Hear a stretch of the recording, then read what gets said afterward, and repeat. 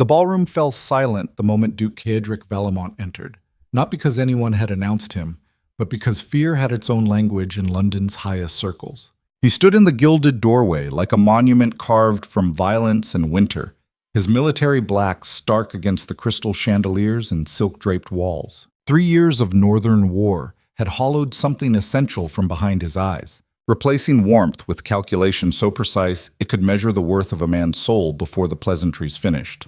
The nobles who had once competed for his favor now studied their champagne glasses with sudden fascination. They whispered his new name when they thought he couldn't hear: the Iron Duke, a man who had returned from hell carrying victory for the crown and darkness for himself.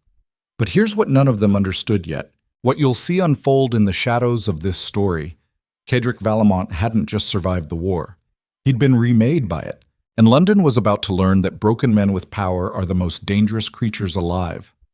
Stay with this, because what happens next will shatter every assumption you have about love, loyalty, and the brutal price of both. Caedric moved through the crowd like a blade through water, parting the aristocracy without touching anyone. The winter gala at Ashford House represented everything he'd fought to preserve: wealth, tradition, the empire's glittering surface, and everything he now despised. Fake smiles stretched across faces that had never seen a man die screaming. Laughter echoed off marble walls that had never shook from cannon fire. These people celebrated survival, while Caedric remembered what survival actually cost. Lady Margot Ashford materialized beside him with practiced grace, her emerald gown probably worth more than a soldier's annual wage. She'd been his mother's closest friend before consumption took her, which apparently granted her immunity from his reputation. "You look like you're attending a funeral rather than my daughter's engagement party," she said, her smile not quite reaching her eyes. "Perhaps I am," Caedric replied without looking at her. "Who's the unfortunate gentleman?" "Lord Edmund Hartley. Very respectable family. Caroline is quite pleased." The words meant nothing. Respectable was code for broke nobility desperate for an infusion of merchant money. Pleased meant the girl had been convinced she had no better options. Caedric had learned to read London's language of polite lies, and it exhausted him more than forced marches through frozen mud. "My condolences to them both," he said. Margot's expression tightened. "You've grown cruel, Caedric." "No. I've simply stopped pretending cruelty doesn't exist everywhere." He moved away before she could respond, making his way toward the massive windows overlooking the frost-covered gardens. His reflection stared back from the glass, 30 years old but looking 40, his face carved into harder angles than before deployment. The scar running from his left eyebrow to his cheekbone had faded from angry red to pale silver, but it served its purpose. People looked away faster now. Behind him, the orchestra shifted into a waltz. Couples flooded the dance floor in perfectly choreographed movements that Caedric found grotesque in their precision. Everything in London was choreographed now, every smile calculated, every conversation a chess match where showing genuine emotion meant losing. The war hadn't just killed men, it had killed his ability to exist in rooms like this. "Your Grace." The voice came from his left, soft but steady, not timid, just quiet. Caedric turned and found someone he'd forgotten existed. Eveline Ashcroft stood 3 feet away holding a wine glass she hadn't touched, her dove-gray dress deliberately unremarkable beside the peacock displays surrounding them. The younger Ashcroft sister, the one nobody mentioned because her older sister Seraphine had claimed all the attention, all the beauty, all the prospects. Caedric remembered her vaguely from before the war, always reading in corners, always overlooked, always present without demanding presence. "Miss Ashcroft," he said, offering the minimal courtesy required. She didn't curtsy, didn't simper, just studied him with dark eyes that held something he hadn't seen in months, recognition without fear. "Everyone wants to ask you about the war," she said quietly, "but nobody actually wants to hear the truth, so I won't ask." The statement caught him off guard. Caedric spent entire conversations deflecting questions about glory and conquest from people who wanted stories they could repeat at dinner parties. This woman offered the opposite. "Then what will you ask?" he said. "If you're surviving it." The question landed like a blade between his ribs. Not surviving the war, surviving the return. Surviving London's crystallized fakeness after living in mud and blood and brutal honesty. She understood the difference instinctively, and that understanding felt more intimate than anything he'd experienced since coming home. Caedric studied her properly for the first time. Plain features arranged in ways that might become striking if anyone looked long enough. No elaborate jewelry, no calculated beauty, just stillness in a room full of performance. "Most days I'm not certain survival is the correct word," he admitted. "No," she said. "I imagine it isn't." Then she did something extraordinary. She simply stood beside him at the window, saying nothing, requiring nothing, offering only quiet company while the ballroom churned behind them. No interrogation, no demands for charm, just existence beside another person who understood that sometimes surviving meant standing still until the ground felt solid again. They remained like that for perhaps 5 minutes, maybe 10. Time moves strangely when you stop performing for everyone watching. Finally, Caedric spoke without looking at her.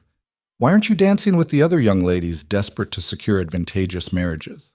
"Because I learned years ago that desperation shows, and showing it guarantees failure," Eveline said. "Also because I'd rather read the book I smuggled into my reticule than pretend to enjoy Lord Hartley explaining his hunting expedition for the 14th time." Despite himself, Caedric's mouth twitched. Not quite a smile, but close. "You find me strange," she continued in that same calm tone. "Everyone does. I'm the Ashcroft nobody mentions, the one who didn't secure a good match before her sister claimed the only man who mattered." Something in her voice suggested more than casual observation. Caedric filed the information away while his tactical mind started mapping connections he'd missed. "Your sister married well?" he asked, though he knew the answer. He'd been briefed on every major society shift before returning to London. "She married Viscount Blackwood 2 years ago," Eveline said. "Very prestigious, very wealthy." Mother was ecstatic. Seraphine was triumphant. "But you weren't pleased." Eveline finally looked at him directly. "The Viscount has 3 mistresses and a gambling problem that will bankrupt the estate within 5 years. But he has a title, so Mother considers it a victory." The honesty was startling. Nobles didn't admit family failures to relative strangers, especially not to dukes who commanded dangerous influence. Either Eveline Ashcroft was fool enough to trust him, or she'd reached the point where protecting appearances no longer mattered. Caedric respected both options. Before he could respond, a familiar voice cut through the music like acid through silk. "Caedric." He turned, and there she was, Lady Seraphine Ashcroft. No, Lady Seraphine Blackwood now, stood behind them in crimson silk that probably cost more than most estates earned in a year. Golden hair arranged in elaborate curls, sapphires at her throat, beauty weaponized into its most devastating form. The woman he'd loved before the war, the woman who'd promised to wait, the woman who'd married someone else 6 months into his deployment because waiting had proven inconvenient. Seraphine's smile was perfect and empty. "I heard rumors you'd returned, but I didn't believe them." "You look well." The lie was so transparent, Caedric almost laughed. He looked like a man who'd crawled out of his own grave, and everyone knew it. "Lady Blackwood," he said, his voice dropping to the temperature of iron in winter. "How fortunate that you've managed to attend your sister's celebration. I imagine Viscount Blackwood's financial troubles keep you quite occupied." The barb hit exactly as intended. Seraphine's smile froze while her eyes flashed with something ugly. Beside her, Eveline remained motionless, but Caedric sensed her attention sharpening. "My husband's affairs are perfectly in order," Seraphine said through her teeth. "Of course, that must be why he's been meeting with creditors every afternoon for the past month." Silence expanded between them like frozen water cracking. The nearby conversations continued, but Caedric saw several heads turning with interest. London society fed on confrontation, like wolves on wounded prey. Seraphine stepped closer, lowering her voice to something that attempted intimacy. "Perhaps we should speak privately, darling. There are things we should discuss, old matters that deserve—" "No," Caedric interrupted, his tone absolute. "There's nothing to discuss, Lady Blackwood. The past ended when you married another man. What remains now holds no interest for me. But Caedric, surely you understand." "I understand perfectly. You chose security over patience. I don't fault the decision, but don't pretend sentiment existed where only calculation lived." The words fell like stones into deep water. Seraphine's face went white, then red, cycling through emotions too quickly to mask. This wasn't how powerful men spoke to beautiful women in London society. This was rejection without softness, dismissal without courtesy. It was honest. "You've changed," she whispered. "Yes," Caedric said. "War does that." He turned his back on her deliberately, ending the conversation through physical dismissal. Behind him, he heard Seraphine's sharp intake of breath, shock, fury, humiliation all compressed into one sound. Then her footsteps retreating across marble, while whispers spread through the ballroom like fire through dry grass. The Duke of Valemont had just publicly humiliated his former fiancée. Tomorrow, all of London would know.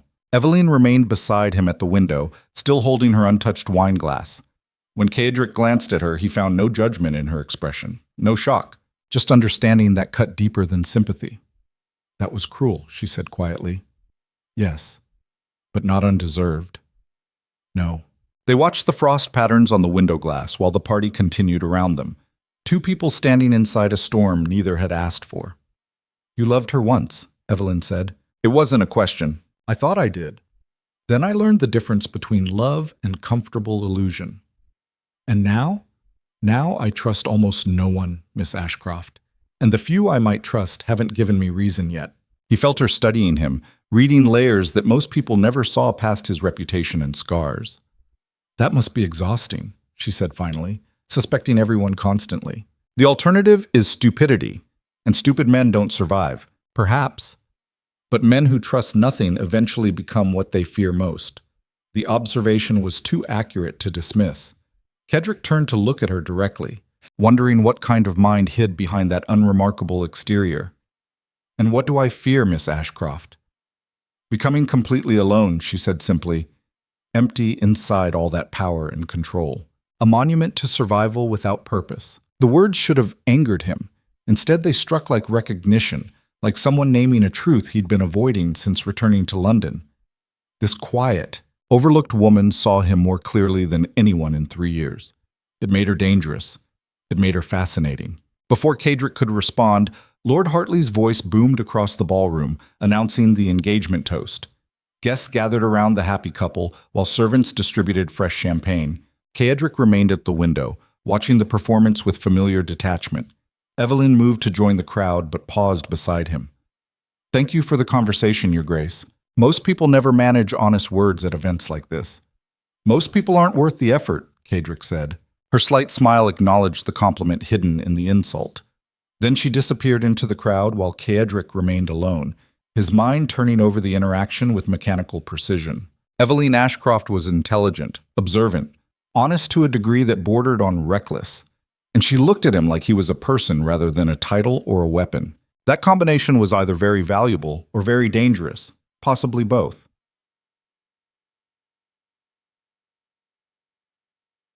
Valemont Manor dominated the Thames like a fortress designed to intimidate God and everyone beneath him. Black stone towers pierced the gray sky, iron gates thick enough to stop cannons, windows arranged with military precision rather than aesthetic consideration. Caedric's grandfather had built it during the Empire's expansion, and 3 generations of Valemont dukes had ruled London from behind those walls. Now Caedric walked its corridors alone. His boots echoed against marble floors while portraits of dead relatives judged him from gilded frames. The house staff moved in silence, trained to anticipate needs before being asked, trained to disappear before being noticed. Efficient, professional, terrified of disappointing him. Caedric preferred it that way. He reached his study as midnight bells tolled across London. The room was austere compared to most noble offices, dark wood furniture, military maps still pinned to the walls, a desk clear of everything except necessary documents. No decorative nonsense, no symbolic displays of wealth, just function. His steward Marcus waited inside, standing at attention despite the late hour.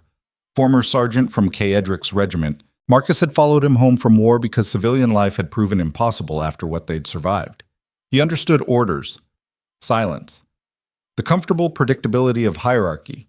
"Report," Caedric said, pouring himself whiskey without offering Marcus any. They were past such courtesies. 3 creditors came by today, attempting to speak with you regarding Lord Pemberton's debts. I sent them away. Good. Let Pemberton drown in his own stupidity. Parliament sent a messenger. They want your attendance at next week's session, something about trade negotiations with France. Caedric nodded. He'd been avoiding Parliament since returning, But eventually duty demanded appearance. Politics was another battlefield, just with better clothing and less honest weapons. "Anything else?" he asked. Marcus hesitated. That's when Caedric knew the real news was coming. "Lady Blackwood sent a letter," Marcus said carefully, "requesting a private audience. She marked it urgent." Caedric stared at the sealed envelope on his desk like it might contain plague. Seraphine's handwriting, elegant and calculated. 3 years ago, he would have torn it open immediately. Now he felt nothing except cold irritation. "Burn it," he said. "Your Grace." "Burn it, Marcus, and inform the household that Lady Blackwood is not to be admitted to this estate under any circumstances. If she arrives unannounced, the gates remain closed." "Understood." Marcus departed silently while Caedric sat behind his desk, the whiskey burning down his throat without providing any warmth. Outside the window, London glowed with gaslight and ambition. Thousands of people sleeping peacefully because men like him had fought their wars for them. They'd never know what that cost. They'd never care.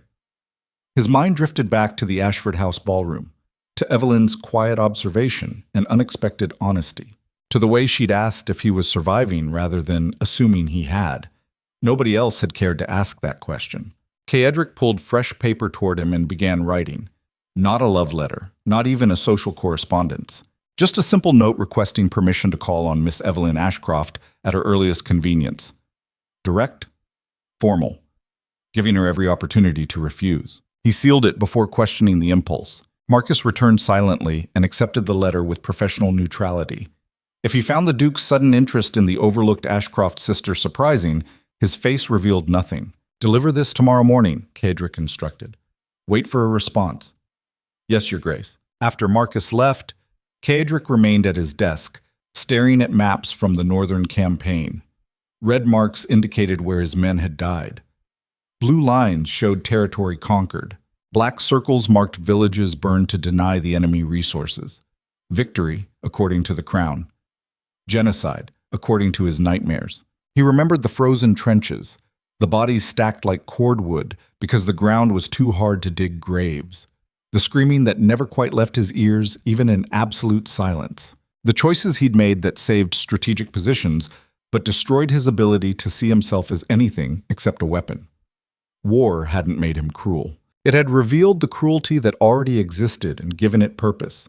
Coming home meant losing that purpose while keeping the cruelty. Caedric drank until the whiskey bottle emptied, but oblivion never came. It never did anymore. So he sat in his fortress overlooking London, a duke who'd won everything except the ability to feel human, wondering if the quiet woman in gray had seen something worth saving or just recognized another monster pretending at civilization. Tomorrow would provide answers. Tonight he'd survive the questions. The response arrived before noon. Caedric was reviewing financial reports when Marcus entered with a sealed letter on a silver tray. The paper was simple, not expensive. The handwriting was clean, precise, unpretentious. "Miss Ashcroft accepts your invitation and suggests Thursday afternoon at 3 o'clock. The Ashcroft residence. Tea will be provided. No elaborate courtesies. No strategic delays, just direct acceptance." Caedric approved. "Confirm the appointment," he told Marcus, "and have the carriage prepared." The next 3 days passed with mechanical routine. Morning inspections of estate operations. Afternoon meetings with London's power brokers who still believed they could manipulate him. Evening silence while the city celebrated things he no longer recognized as valuable. Thursday arrived with iron-gray clouds threatening snow. Caedric dressed in formal blacks, refusing his valet's suggestions about more colorful waistcoats or decorative accessories. He wasn't courting Eveline in any traditional sense. He simply wanted to understand why she'd looked at him without fear when everyone else in London had learned to flinch. The Ashcroft residence was respectable but fading, a townhouse that had been impressive 30 years ago and was now merely adequate, paint peeling slightly near the columns. Gardens maintained but not thriving. The visible decline of merchant wealth trying to sustain noble appearances without noble fortunes. A young maid answered his knock, eyes widening when she saw his face. The scar helped with that. People always remembered the scar. "Your Grace," she stammered, dropping into a curtsy so low she nearly toppled. "Miss Ashcroft is expecting you in the drawing room. Please, this way." She led him through corridors lined with portraits of Ashcroft ancestors. Merchants who'd bought their way into lower nobility through shrewd investments and strategic marriages. No warriors, no politicians, just careful men who'd understood that money could purchase almost anything except actual respect from the aristocracy. Eveline waited alone in a sunlit room filled with more books than furniture. She stood when he entered, offering a brief curtsy that felt perfunctory rather than deferential. "Your Grace, thank you for calling, Miss Ashcroft." They studied each other for a moment. She wore pale blue today, still nothing elaborate, still choosing invisibility over display. But in the afternoon light, Caedric noticed details he'd missed in the ballroom. Intelligence in her dark eyes, strength in the set of her shoulders, awareness in how she held herself. Not beautiful by London standards, but real in ways beauty never managed. "Please sit," Eveline said, gesturing to chairs arranged near the fireplace. "I apologize for the modest setting. Mother is visiting my sister, and the formal parlor is being renovated, meaning they couldn't afford to maintain both rooms." Caedric understood financial decline when he saw it. "I prefer modest settings," he said, settling into a chair that had probably been expensive decades ago. "Elaborate rooms require elaborate conversation, and I've lost patience for pretense." A smile touched her lips. "That's probably why half of London fears you and the other half finds you scandalous." "And which half do you occupy, Miss Ashcroft?" "Neither. I find you interesting." The statement carried no flirtation, no calculated seduction, just honest observation. It disarmed him more effectively than strategy ever could. Tea arrived courtesy of the nervous maid. Eveline poured with practiced efficiency, adding nothing to her own cup, watching him with that steady attention that suggested she saw more than he intended to reveal. "You wanted to see me," she said after the maid departed. "May I ask why?" Caedric considered lying, offering some socially acceptable excuse about friendship or curiosity. But Eveline's honesty at the gala had demanded equal honesty in return. "Because you asked if I was surviving rather than celebrating my survival," he said. "That distinction matters to me. I know. I saw it in your eyes. And what else did you see?" She hesitated, choosing words carefully. "A man trying to exist in a world that no longer makes sense to him. Someone surrounded by people but completely isolated.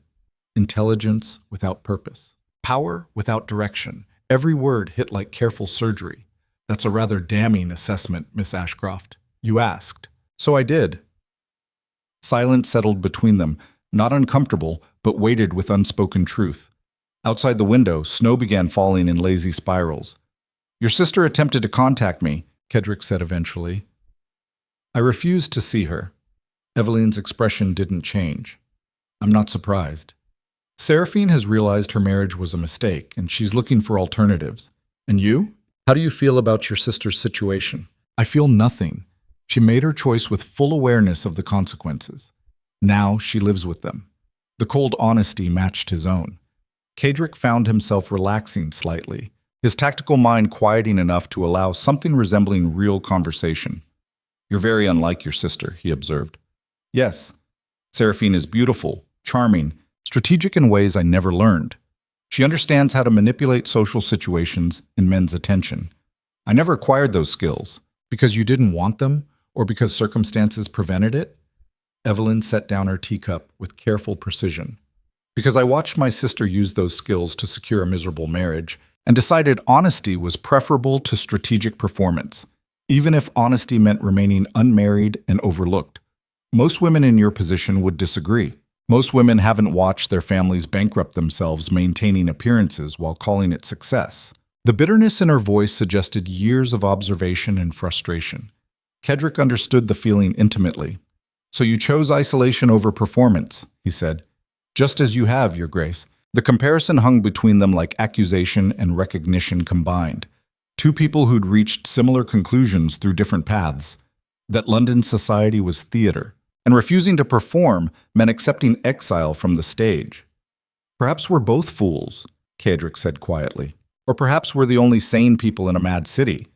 He met her eyes and found something unexpected looking back.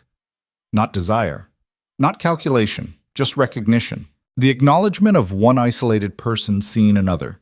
It was the most intimate thing he'd experienced in 3 years. The afternoon passed with surprising ease. They discussed books. Eveline favored philosophy and history, subjects his tactical mind appreciated. They debated politics without the careful dancing most nobles required. She challenged his opinions without fear, and he found himself defending positions simply to watch her dismantle his arguments with precise logic. For 2 hours, Caedric forgot he was talking to a woman society had dismissed as unmarriageable. He simply talked to someone who understood that intelligence without pretense was the rarest currency in London. When he finally stood to leave, darkness had fallen outside. "Thank you for the conversation, Miss Ashcroft," he said. "It's been educational." She smiled slightly. Educational? What a romantically devastating word choice, Your Grace. I'm not attempting romance. I know. That's why I agreed to see you. The statement caught him mid-movement. Caedric turned back to find her watching him with that same calm assessment. "You're not like other nobles who come calling," she continued. "You're not interested in my family's remaining connections or using me to make my sister jealous. You simply wanted honest conversation. That's so rare it's almost shocking." "Most people find honesty uncomfortable," Caedric said. "Most people are cowards." The words echoed his own thoughts so precisely that for a moment he wondered if she'd somehow read his mind. But no. She'd simply reached the same conclusions through her own observations. Dangerous, his tactical mind whispered. This woman sees too much. But another part of him, the part that remembered humanity before war, whispered something different. Finally. "Someone real. May I call again?"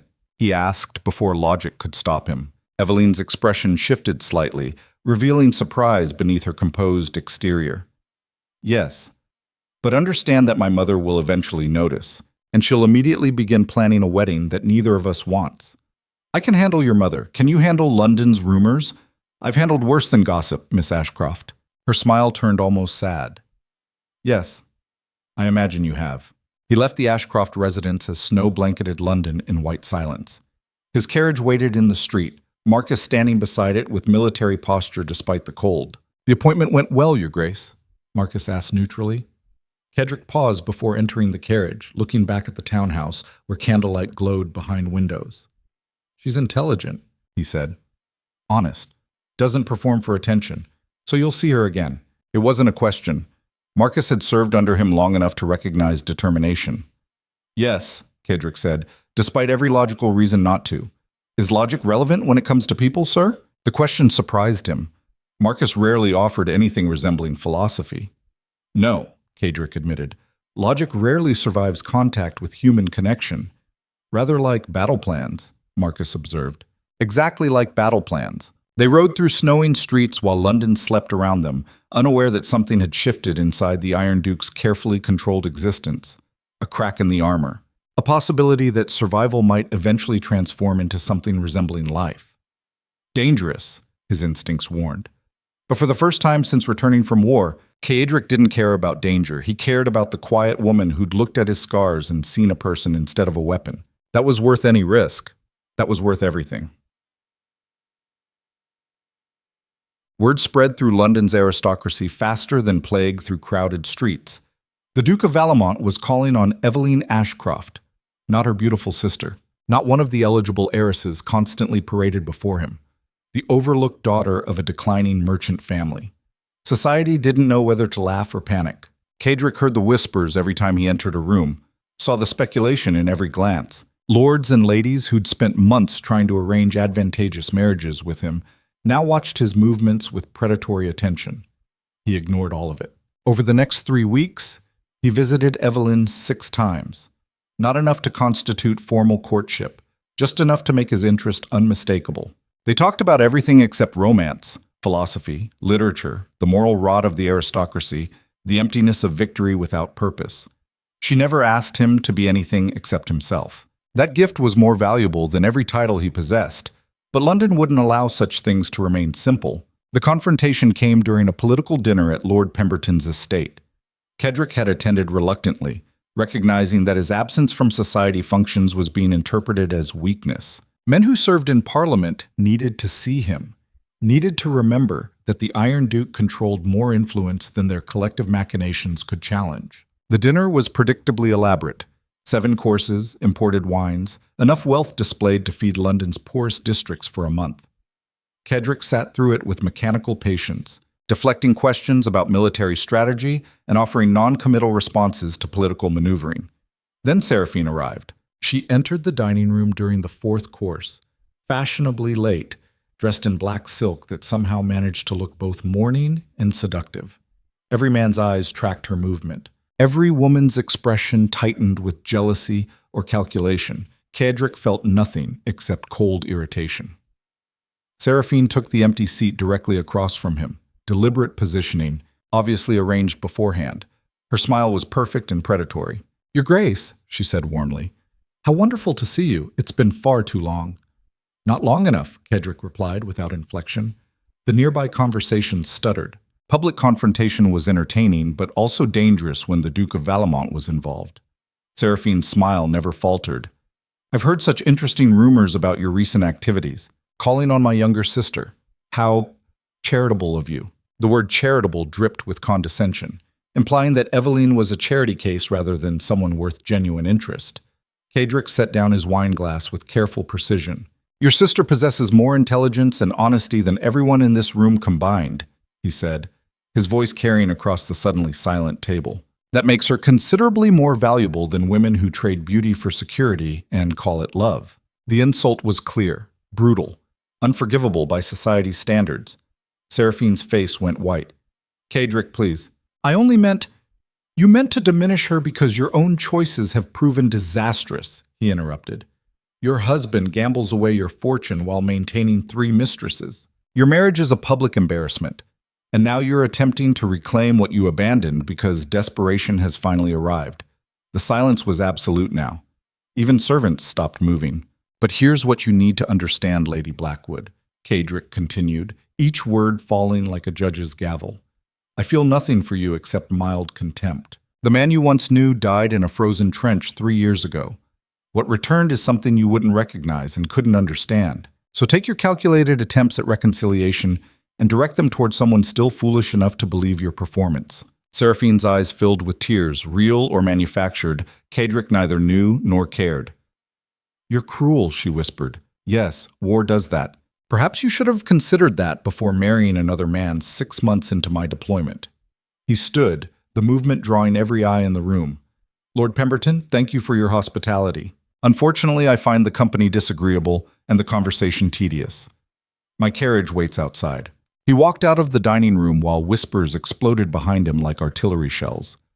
By tomorrow morning, every noble household in London would know that the Duke of Valemont had publicly destroyed his former fiancée and declared his interest in her overlooked sister. The scandal would be magnificent. Outside, Marcus waited beside the carriage with knowing expression. "That could have been handled more diplomatically, sir," he observed. "Diplomacy is for men who care about consequences," Caedric said, climbing into the carriage. "I stopped caring months ago." They rode through London's streets, while Caedric's mind worked through implications. He just made Eveline the center of aristocratic attention, which she neither wanted nor deserved. But staying silent while Seraphine mocked her had been impossible. Some things demanded defense regardless of strategic wisdom. That was new. Or perhaps old. The version of himself he'd thought died in the war, suddenly resurrecting for one quiet woman who saw monsters and chose not to look away. "Where to, Your Grace?" Marcus asked. Caedric checked his pocket watch. Nearly 11. Late for social calls by London standards. "The Ashcroft residence," he said. "Sir, at this hour." "Now, Marcus." The carriage changed direction while Caedric sat in darkness, watching the city pass outside his window. Power had always come easily to him. Inherited title, military victories, the fear that followed war heroes home. But connection had proven impossible since returning from the campaign. Until Eveline. And now he just painted a target on her back by defending her publicly. The Ashcroft townhouse was dark when they arrived, except for a single light burning in the library window. Caedric climbed from the carriage before Marcus could open the door. "Wait here," he instructed. The front entrance was locked, but Caedric wasn't a duke for nothing. He had ways of gaining access to places that didn't want to be accessed. 5 minutes of investigation found a garden entrance with a simple latch. He moved through dark corridors guided by instinct and observation until he reached the library where light still glowed. Eveline sat alone in an armchair beside the fireplace, reading by candlelight, her hair down in ways she'd never show publicly. She looked up when he entered, surprise crossing her face before settling into acceptance. Your Grace, most men send notes before appearing unannounced near midnight. Most men care about propriety, Caedric said. I stopped caring earlier this evening. I heard. Mother received 3 messages within the hour describing your performance at Pemberton's dinner. Apparently you destroyed my sister in front of London's highest circles. Your sister attempted to mock you publicly. I responded appropriately. Eveline closed her book carefully. By turning me into tomorrow's scandal? By making me the center of every noble conversation in the city? By defending you, Caedric corrected. There's a difference. Not in London. He moved deeper into the room, standing before the fireplace while flames illuminated his face. From Eveline's position, the scar probably looked particularly vivid. I understand this complicates your life, he said carefully. That wasn't my intention. But watching her diminish you while others laughed was intolerable. So you sacrificed my anonymity for your principles? Yes. The honesty settled between them like truth, too raw for comfort. Eveline studied him for a long moment, her expression unreadable. Then she did something Caedric didn't expect. She smiled, not a happy smile, not grateful, just acknowledgement of something inevitable. You really are broken, aren't you? She said quietly. War took the parts of you that understood social consequences and left only instinct and protection. I warned you I was damaged. I know, but there's a difference between knowing something intellectually and experiencing it directly. She stood, moving to the window overlooking the snow-covered garden. Her reflection mirrored his. 2 people standing in firelight, both isolated by choices and circumstances neither had fully controlled. Tomorrow the entire city will assume we're lovers, she said. Mother will demand I either accept your courtship officially or refuse it completely. My reputation, already compromised by being unmarried at 23, will be completely destroyed. And you, Your Grace, will have gained nothing except another scandal. That's accurate, Caedric admitted. So why did you come here tonight? Because I needed you to understand I didn't defend you strategically. I defended you because the alternative was intolerable. Eveline turned from the window, her dark eyes catching firelight. You're saying you care. I'm saying I recognize value when I see it, and I protect valuable things. That's not the same as caring. No, Caedric agreed, but it's the closest I can manage currently. The words should have sounded cold.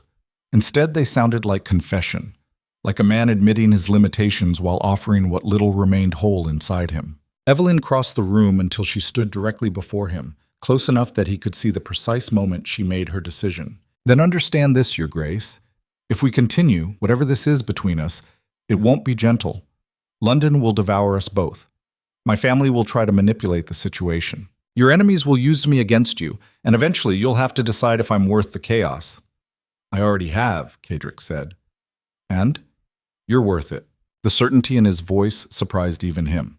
But standing there in the candlelit library, looking at a woman who saw his scars and chose honesty over fear, Caedric understood something he'd forgotten.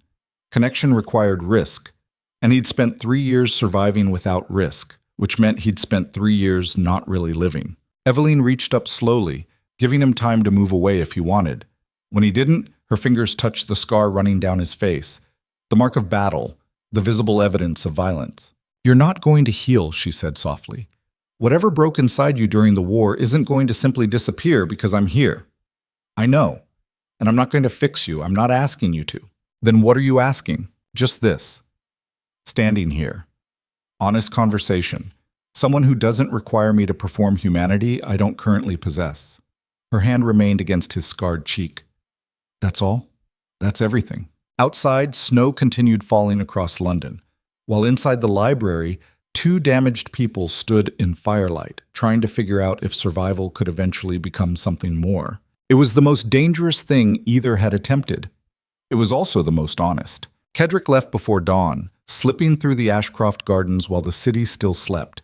By the time London woke, rumors would be spreading faster than fire through dry timber.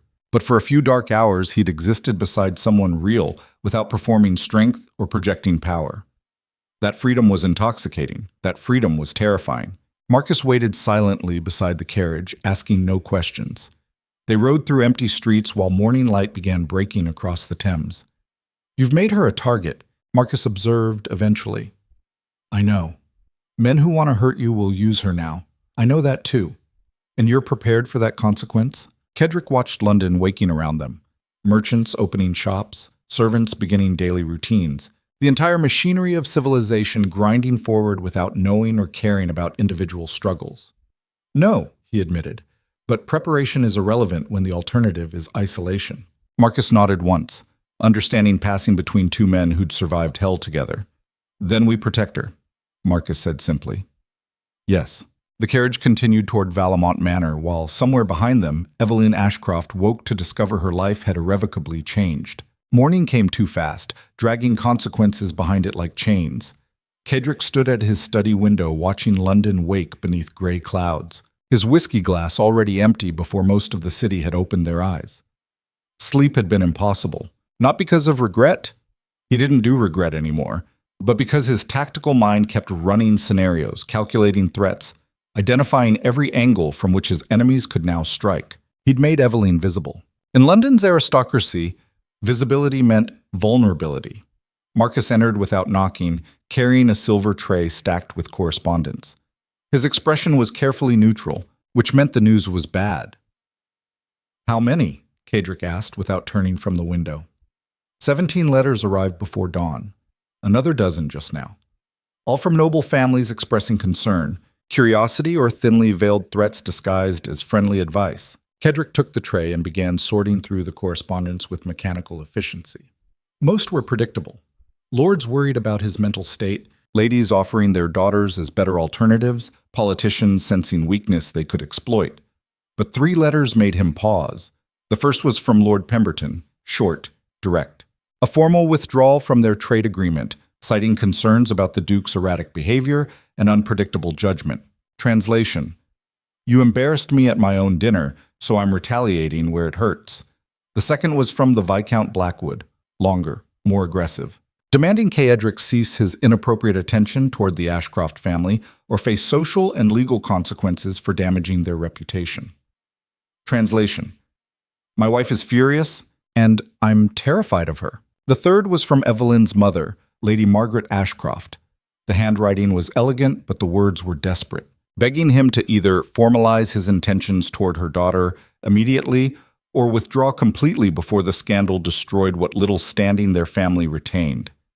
Translation: My daughter's marriageability is my last remaining asset, and you're destroying it. Caedric set the letters down and poured another whiskey despite the early hour. Send responses to all 3, he told Marcus.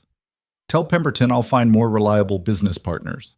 Tell Blackwood that threats from bankrupt viscounts carry no weight. And tell Lady Ashcroft I'll call on her this afternoon to discuss the situation properly.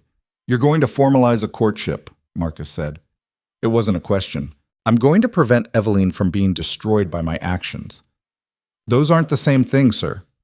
No, but London won't recognize the difference. Marcus departed silently while Caedric finished his whiskey and prepared for war. Because that's what this was now. Not romance, not courtship, war disguised in social courtesies and political maneuvering. He'd survived worse. But Eveline hadn't. Auchichorties. The Ashcroft townhouse felt like a mausoleum when Caedric arrived that afternoon. The servants' expressions were strained.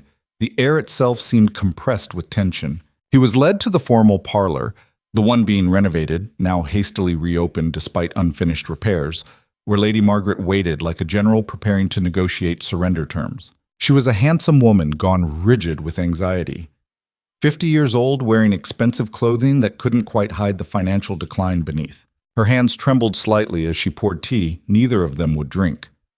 Your Grace, thank you for coming so promptly. Caedric sat in a chair positioned to give him tactical advantage. Back to the wall, clear view of both entrances. Old habits. Your letter suggested urgency, he said. Margaret's smile was brittle. My daughter's reputation has become the subject of London's most vicious gossip within 12 hours. Every noble family is discussing her, speculating about her relationship with you, questioning her virtue and my judgment. So yes, Your Grace, urgent seems appropriate. I understand your concern. Do you? Because from where I'm sitting, you've taken an unmarried woman with limited prospects and made her the center of a scandal that will follow her for years. Whether you marry her or abandon her, she's ruined. That's what you've done. The accusation was fair. Caedric didn't flinch from it. I defended your daughter from public mockery, he said evenly.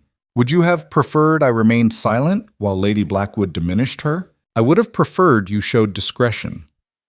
Restraint. The social intelligence that powerful men are supposed to possess. War takes many things, Lady Ashcroft. Social intelligence is among them. Margaret stood abruptly, pacing to the window with barely controlled fury. Don't hide behind your military service like it excuses everything. You knew exactly what you were doing last night. You wanted to hurt Seraphine, and you used my younger daughter as the weapon. The words hit harder than Caedric expected because they contained uncomfortable truth.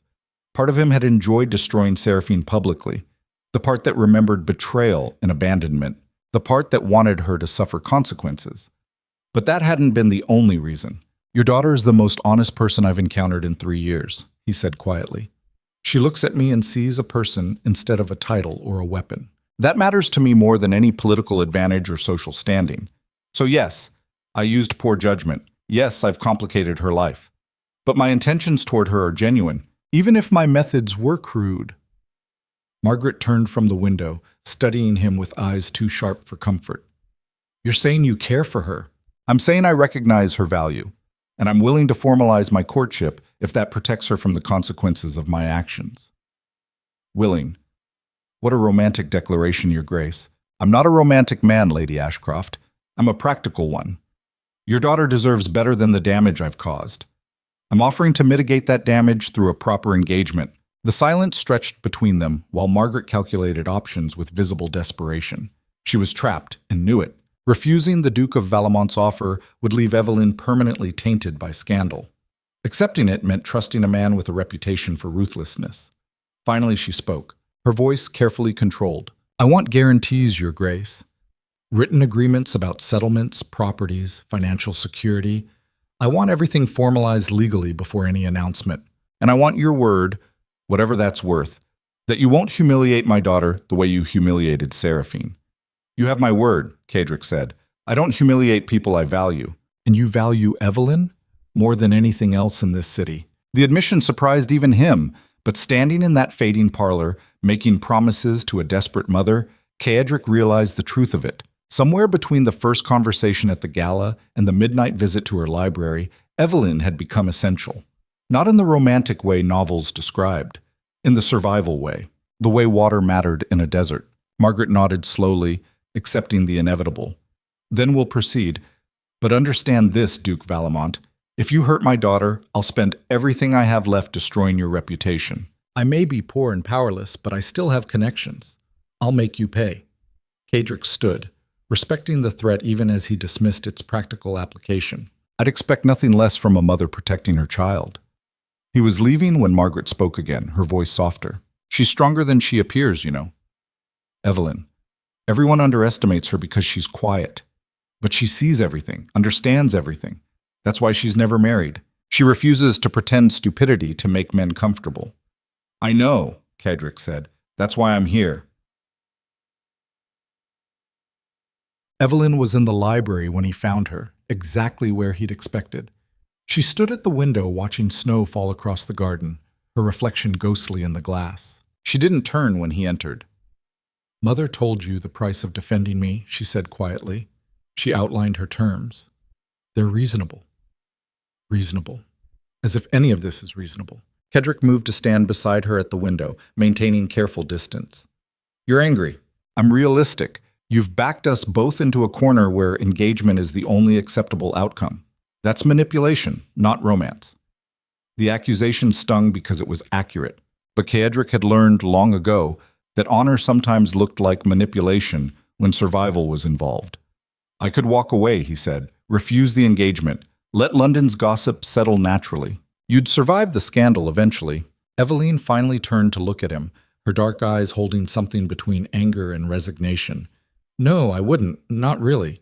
I'd spend the rest of my life as the woman the Iron Duke ruined and abandoned. Every social interaction would carry that weight.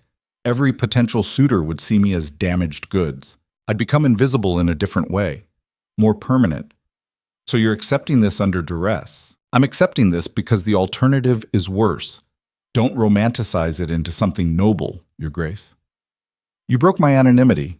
Now we both live with the consequences. The coldness in her voice was justified, but it cut deeper than Caedric wanted to acknowledge. He'd told himself he was protecting her, defending her value, but Eveline saw the truth more clearly. He'd claimed her through public confrontation and was now formalizing that claim through social pressure. It was possession disguised as courtship, and she knew it. "I won't apologize for defending you," he said finally. "But I'm sorry for the position it's created. That's not the same thing." "No, but it's honest." Eveline studied him for a long moment, searching for something beneath the scar and the reputation. Whatever she found didn't seem to satisfy her completely. "Tell me something true, Your Grace. Something you haven't told anyone else since returning from war."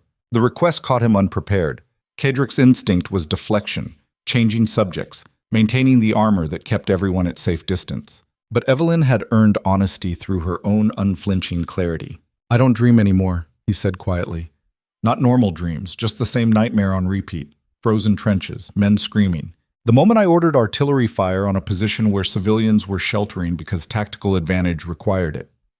I wake up every morning knowing I made that choice, knowing I'd make it again because survival demanded it. And I can't reconcile the man who made that decision with the man who's supposed to exist in London society." The confession hung between them like something poisonous and necessary. Eveline's expression softened slightly, not with pity, but with recognition. "You think you're broken beyond repair. I know I am. And you think I don't see that. I think you see it clearly. I think that's why you're angry. Because I'm asking you to tie yourself to someone fundamentally damaged." She turned back to the window, her reflection merging with falling snow. "Maybe. Or maybe I'm angry because you're giving me a reason to hope. And hope has always been the most dangerous thing I've allowed myself." The admission was so quiet, Caedric almost missed it. But once heard, it changed everything. Eveline wasn't just accepting an unwanted engagement. She was acknowledging that some part of her wanted this despite the circumstances, wanted him despite the damage. That vulnerability was the most terrifying thing he'd witnessed since returning from war, because it meant she was trusting him with something precious. And Caedric's track record with precious things was catastrophic. "We're a disaster," he said. "Yes, this won't be easy. I know. London will try to destroy us both, probably. And you're still willing?" Eveline finally smiled, small and sad. "I've spent my entire life being invisible. At least with you, I'll be visible. Even if visibility means danger." Caedric wanted to promise her safety, protection, all the things powerful men were supposed to guarantee. But lies had no place between them. "I'll do everything I can to protect you," he said instead. "But I can't promise I'll succeed. I'm not asking for promises, Your Grace. I'm asking for honesty. You've given me that already." She left the library without another word, leaving Caedric standing alone in the growing darkness. Outside, snow continued falling across London, while inside, two damaged people had just agreed to formalize a connection neither fully understood. It felt like standing at the edge of a battlefield before the first shots fired. Inevitable. Terrifying. Absolutely necessary. The engagement announcement appeared in London's newspapers 3 days later. Formal. Brief. The Duke of Valemont and Miss Eveline Ashcroft would marry in 6 weeks at Westminster Cathedral. Invitations would be sent to appropriate families. The Crown had been notified and approved the union. London exploded with reaction. Half the aristocracy celebrated the romantic narrative, the war hero finding love with the overlooked woman. The other half whispered about manipulation, scandal, and the Duke's deteriorating mental state. Caedric ignored all of it. He spent those 3 days managing the practical necessities, legal documents drafted by his solicitors, financial settlements that would protect Eveline regardless of what happened between them, security arrangements because his enemies would absolutely use her against him now. Marcus coordinated everything with military efficiency. But beneath the logistics, Caedric felt something unfamiliar stirring. Not quite anxiety, not exactly fear, just awareness that he'd irrevocably changed his position on London's chessboard. He'd been powerful but isolated before. Now he was powerful but vulnerable. The distinction was crucial. Vulnerable men made mistakes. The first attack came on the 4th day. Caedric was leaving Parliament after a tedious session about trade regulations when a man stepped from the shadows beside his carriage. Middle-aged, expensive clothing, Face familiar from political gatherings, but name temporarily escaped. Your Grace, might I have a moment? Marcus tensed beside the carriage, hand moving toward the concealed blade he always carried. But Caedric raised one finger, wait, and studied the stranger with tactical assessment. You have 30 seconds, he said. The man smiled, but it was the smile of a predator acknowledging another predator. My name is Lord Ashton Crow. I represent several families concerned about your recent engagement. Concerned is a fascinating word choice. We're curious, Lord Crow continued, whether you fully considered the implications. Miss Ashcroft comes from declining merchant stock. No political connections, no strategic value. You could marry a dozen women with better pedigree and stronger alliances, yet you've chosen her. It's puzzling. Perhaps I value qualities you don't recognize. Oh, we recognize them. Loyalty. Honesty. The comfort of someone who doesn't challenge your authority. But you've made her a target now, Your Grace. And targets attract attention from those who wish to hurt you. The threat was subtle, but unmistakable. Caedric felt the familiar coldness settling over him, the emotional shutdown that preceded violence. If anyone harms her, he said quietly, I will destroy them so completely that their family name becomes synonymous with ruin for generations. Tell your concerned families that. Lord Crow's smile widened. That's exactly the response we anticipated. The Iron Duke always resorting to threats and intimidation. But here's what you haven't considered. What if the threat comes from within? What if Miss Ashcroft's own family proves problematic? What if her sister's husband, currently drowning in debt, decides to use his new connection to you for financial rescue? What if Lady Blackwood herself decides to cause trouble because you humiliated her publicly? Family complications aren't threats, Caedric said. They're inconveniences. Are they?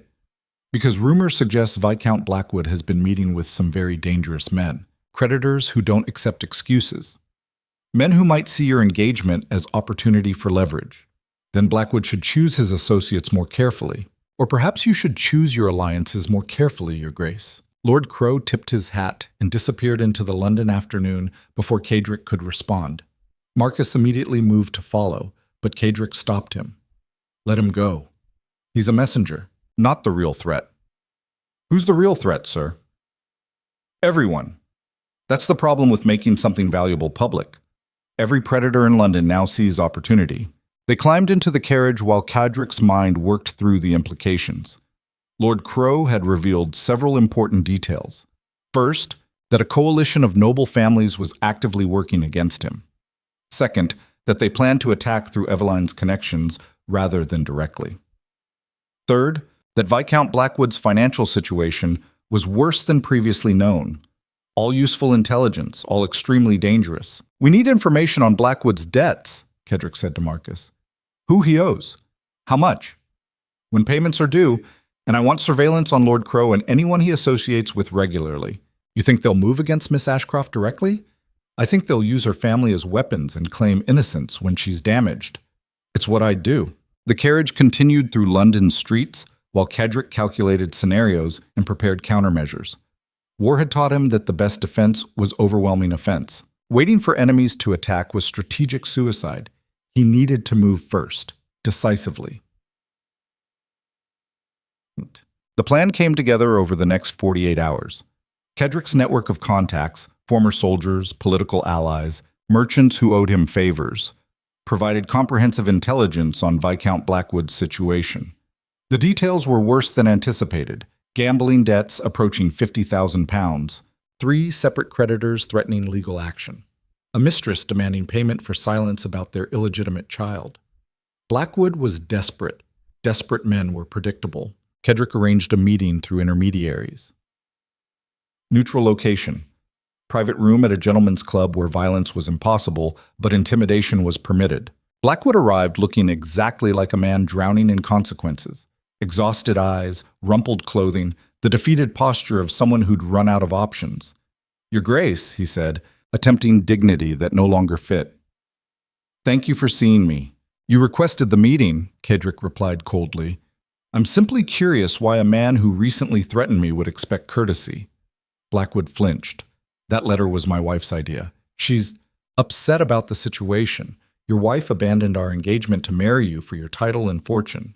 Now both are disappearing, and she's desperate to reclaim what she discarded. That's not my concern. No, of course not. But perhaps we could reach an arrangement. There it was, the real purpose behind this meeting. Blackwood needed money, and Caedric's engagement to Eveline provided convenient leverage. What kind of arrangement? Caedric asked, keeping his voice neutral. Blackwood shifted in his chair, sweating despite the cool room. My creditors are becoming aggressive. If I could secure a loan, temporary of course, I could satisfy them and stabilize my situation. Given your upcoming marriage to my wife's sister, it would benefit both families to maintain positive relations. The logic was weak, but expected. Blackwood was attempting to use family connection as leverage for financial rescue. Caedric let the silence stretch until discomfort became unbearable. How much? He finally asked. 50,000 would cover everything. That's not a loan, that's a fortune. For you, it's a fraction of your annual income. For me, it's survival. Caedric studied the man across from him. Weak chin, soft hands, the physical manifestation of inherited privilege meeting earned consequences. 3 years ago, he might have felt sympathy. War had burned that capacity away. I'll give you 30,000, he said, not as a loan, as payment for a service. Blackwood's eyes lit with desperate hope. What service? You will control your wife completely. Seraphine will not contact me, will not approach Miss Ashcroft, will not cause any complications before or after the wedding. If she attempts interference, the payments stop immediately, and I'll personally ensure your remaining creditors accelerate their collections. The threat was clear. Blackwood's face cycled through emotions. Relief, fear, calculation, before settling on resigned acceptance. And if I can't control her, then you'll learn exactly how ruthless I can be when protecting what's mine. Caedric stood, signaling the conversation's end. 30,000 pounds would be delivered within 3 days. In exchange, Blackwood would become an enforcer against his own wife, eliminating one threat through financial leverage. It was brutal. It was effective. It was exactly the kind of calculated manipulation Caedric excelled at. Blackwood departed looking relieved and humiliated simultaneously. Marcus appeared from the shadows where he'd been observing. That was generous, he observed. You could have let him drown. Yes, but drowning men grab anything nearby for rescue. Better to give him a lifeline I control than risk him grabbing Eveline in desperation. Strategic, Marcus agreed. But Miss Ashcroft won't appreciate learning you bought her sister's silence. Then she won't learn about it. Marcus's expression suggested disagreement, but he remained silent. They'd served together long enough that some arguments didn't require vocalization. The carriage ride back to Valemont Manor was quiet. Caedric watched London passing outside the window. Merchants, servants, nobles, all moving through their lives, unaware that power constantly shifted beneath the surface of polite society. He'd just purchased peace through intimidation and money. Eveline would call it manipulation. She'd be right. But survival required such choices, and Caedric had stopped apologizing for staying alive years ago. Mark. The second attack came from an unexpected direction. Caedric was reviewing estate finances when Marcus entered carrying a letter sealed with unfamiliar wax. The handwriting was precise, almost mechanical. This arrived by private messenger, Marcus said. The courier wouldn't identify the sender. Caedric broke the seal and read. 3 paragraphs, unsigned. But the message was crystal clear. Someone knew about the arrangement with Blackwood, knew the exact amount, knew the terms, and they were threatening to expose it to Eveline unless Caedric withdrew his engagement. The letter concluded with a simple deadline, 48 hours. Caedric read it twice, his tactical mind immediately mapping possibilities. Someone had surveillance on Blackwood. Or on him, or had connections deep enough in London's financial networks to track large monetary transfers. Who's capable of this level of intelligence gathering? He asked Marcus. Several families, Lord Pemberton certainly, possibly the Duke of Somerset. Anyone with significant resources and motivation to damage you, and they think exposing my arrangement with Blackwood will turn Eveline against me. Will it? Caedric considered the question honestly. Eveline valued honesty above everything. Learning he'd manipulated her sister's behavior through financial coercion would confirm her worst suspicions, that he operated through control rather than trust. Yes, he admitted, it probably would. Then you have 2 options. Withdraw the engagement and avoid exposure, or tell her yourself before they can use it as a weapon. The choice should have been obvious. Withdraw. protect himself, return to the isolation that had kept him safe since returning from war. But looking at the threatening letter, Caedric realized something fundamental had changed. Isolation wasn't safety anymore. It was just another form of death. "I need to see Eveline," he said. "Tonight." "Sir, it's nearly midnight. I'm aware. This will look scandalous. Everything about this situation is already scandalous, Marcus. One more impropriety won't make a difference." He rode through frozen streets to the Ashcroft residence, alone this time, needing to handle this confrontation without witnesses. The house was dark except for the library window, always the library, where candlelight still burned. Caedric used the garden entrance again, moving through corridors he was starting to memorize. When he reached the library, Eveline looked up from her book without surprise. "You have a concerning habit of appearing at inappropriate hours, Your Grace. I have concerning news." He remained standing near the door, maintaining distance because proximity would make this harder. Eveline set her book aside, her expression shifting to something more guarded. "What happened?" Caedric explained everything. The meeting with Blackwood, the £30,000, the terms requiring Seraphine's silence, the threatening letter demanding he withdraw the engagement or face exposure. He left nothing out, didn't soften any detail, just laid the truth between them like a blade on the table. When he finished, silence filled the library so completely that Caedric could hear his own heartbeat. Eveline stood slowly, moving to the fireplace where dying embers cast her face in shifting shadows. "You bought my sister," she said quietly. "I neutralized a threat using the most efficient method available, by turning her husband into your paid enforcer, by reducing her to a problem solved through money. Yes, and you plan to hide this from me. I plan to protect you from unnecessary complications." She turned to face him, and Caedric saw something in her expression he'd never seen before. Not anger, not betrayal. Something colder, more final. "You're exactly what London fears," she said. "A man who solves every problem through domination and control. Someone who sees people as pieces on a board rather than individuals with autonomy. You didn't trust me to handle my own family. You simply bought compliance and called it protection. The accusation was accurate, which made it impossible to defend against." "I did what was necessary," Caedric said. "Blackwood was becoming dangerous. Your sister could have destroyed your reputation completely. I eliminated the threat, without consulting me, without considering that I might have my own methods for managing family complications. You made decisions about my life without including me in the process, because I have experience making hard decisions quickly. This isn't war, Your Grace. This is marriage, partnership. The thing you clearly don't understand because you spent 3 years learning how to command rather than collaborate." The words hit harder than any physical blow. Caedric felt something cracking inside his carefully maintained control. The recognition that she was right, that his instincts were wrong for this situation, that he'd just destroyed the one genuine connection he'd managed since returning from hell. "What do you want me to say?" he asked quietly. "I want you to acknowledge that you're incapable of the relationship you claim to want. That you can't stop being the Iron Duke long enough to be a person. That you'll spend our entire marriage manipulating situations and calling it protection. Is that what you believe? That's what you just proved." The silence expanded like a chasm between them.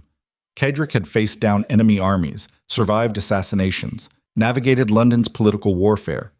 But he had no strategy for this moment, no tactical response to honest confrontation about his fundamental nature. "I won't apologize for protecting you," he said finally. "And I won't spend my life being protected by someone who doesn't trust me to protect myself." Eveline moved towards the door, effectively dismissing him from her own library, but she paused before leaving. "You should withdraw the engagement," she said, "accept their terms. Because they're right. Exposing this would turn me against you completely. Not because you paid my brother-in-law, but because you did it behind my back while pretending to value my honesty. And if I refuse to withdraw, then you're forcing me into a marriage with a man who will spend decades making decisions about my life without including me in them. That's not partnership. That's just civilized imprisonment." She left without another word. Caedric remained alone in the library while the fire died completely, sitting in darkness that felt appropriate for what he'd just destroyed. He told himself he was protecting her. She'd understood it as control. Both were true. That was the fundamental problem. Caedric's instincts for survival, quick decisions, absolute authority, eliminating threats preemptively, were exactly wrong for building the connection Eveline needed. She required trust, collaboration, The vulnerability of shared decisions. Things war had systematically destroyed in him. Dawn found him still sitting in the cold library, no closer to answers. The threatening letter's deadline was approaching. 48 hours to decide between isolation and a relationship he'd already sabotaged through his own nature.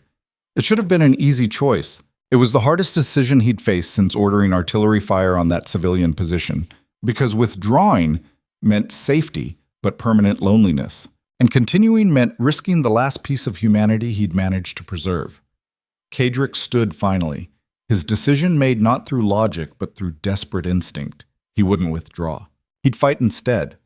Not against Eveline, against himself. Against every instinct war had carved into his bones. It would probably destroy them both. But the alternative was accepting that the man who'd survived 3 years of hell couldn't survive 6 weeks of honest connection. And Caedric Valemont wasn't ready to accept that verdict. Not yet. The decision to fight rather than withdraw meant Caedric needed to identify his enemy before the 48-hour deadline expired.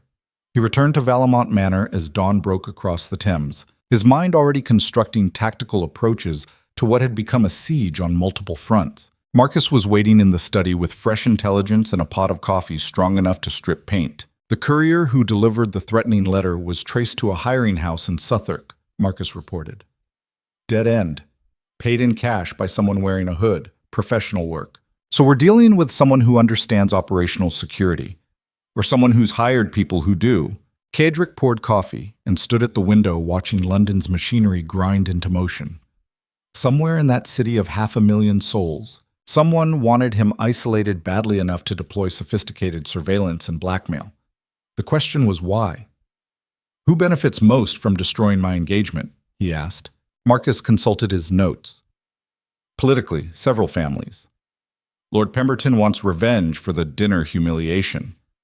Duke of Somerset has been positioning against you in Parliament. Lady Whitmore's father still holds a grudge over your rejection of his daughter 3 years ago. None of them feel right. This is too personal. Too focused on Eveline specifically, rather than my political position. Then perhaps it's not political at all. Caedric turned from the window, his tactical mind catching something in Marcus's tone. What did you find? Marcus hesitated, which meant the information was either very good or very bad. Your arrangement with Viscount Blackwood. The £30,000.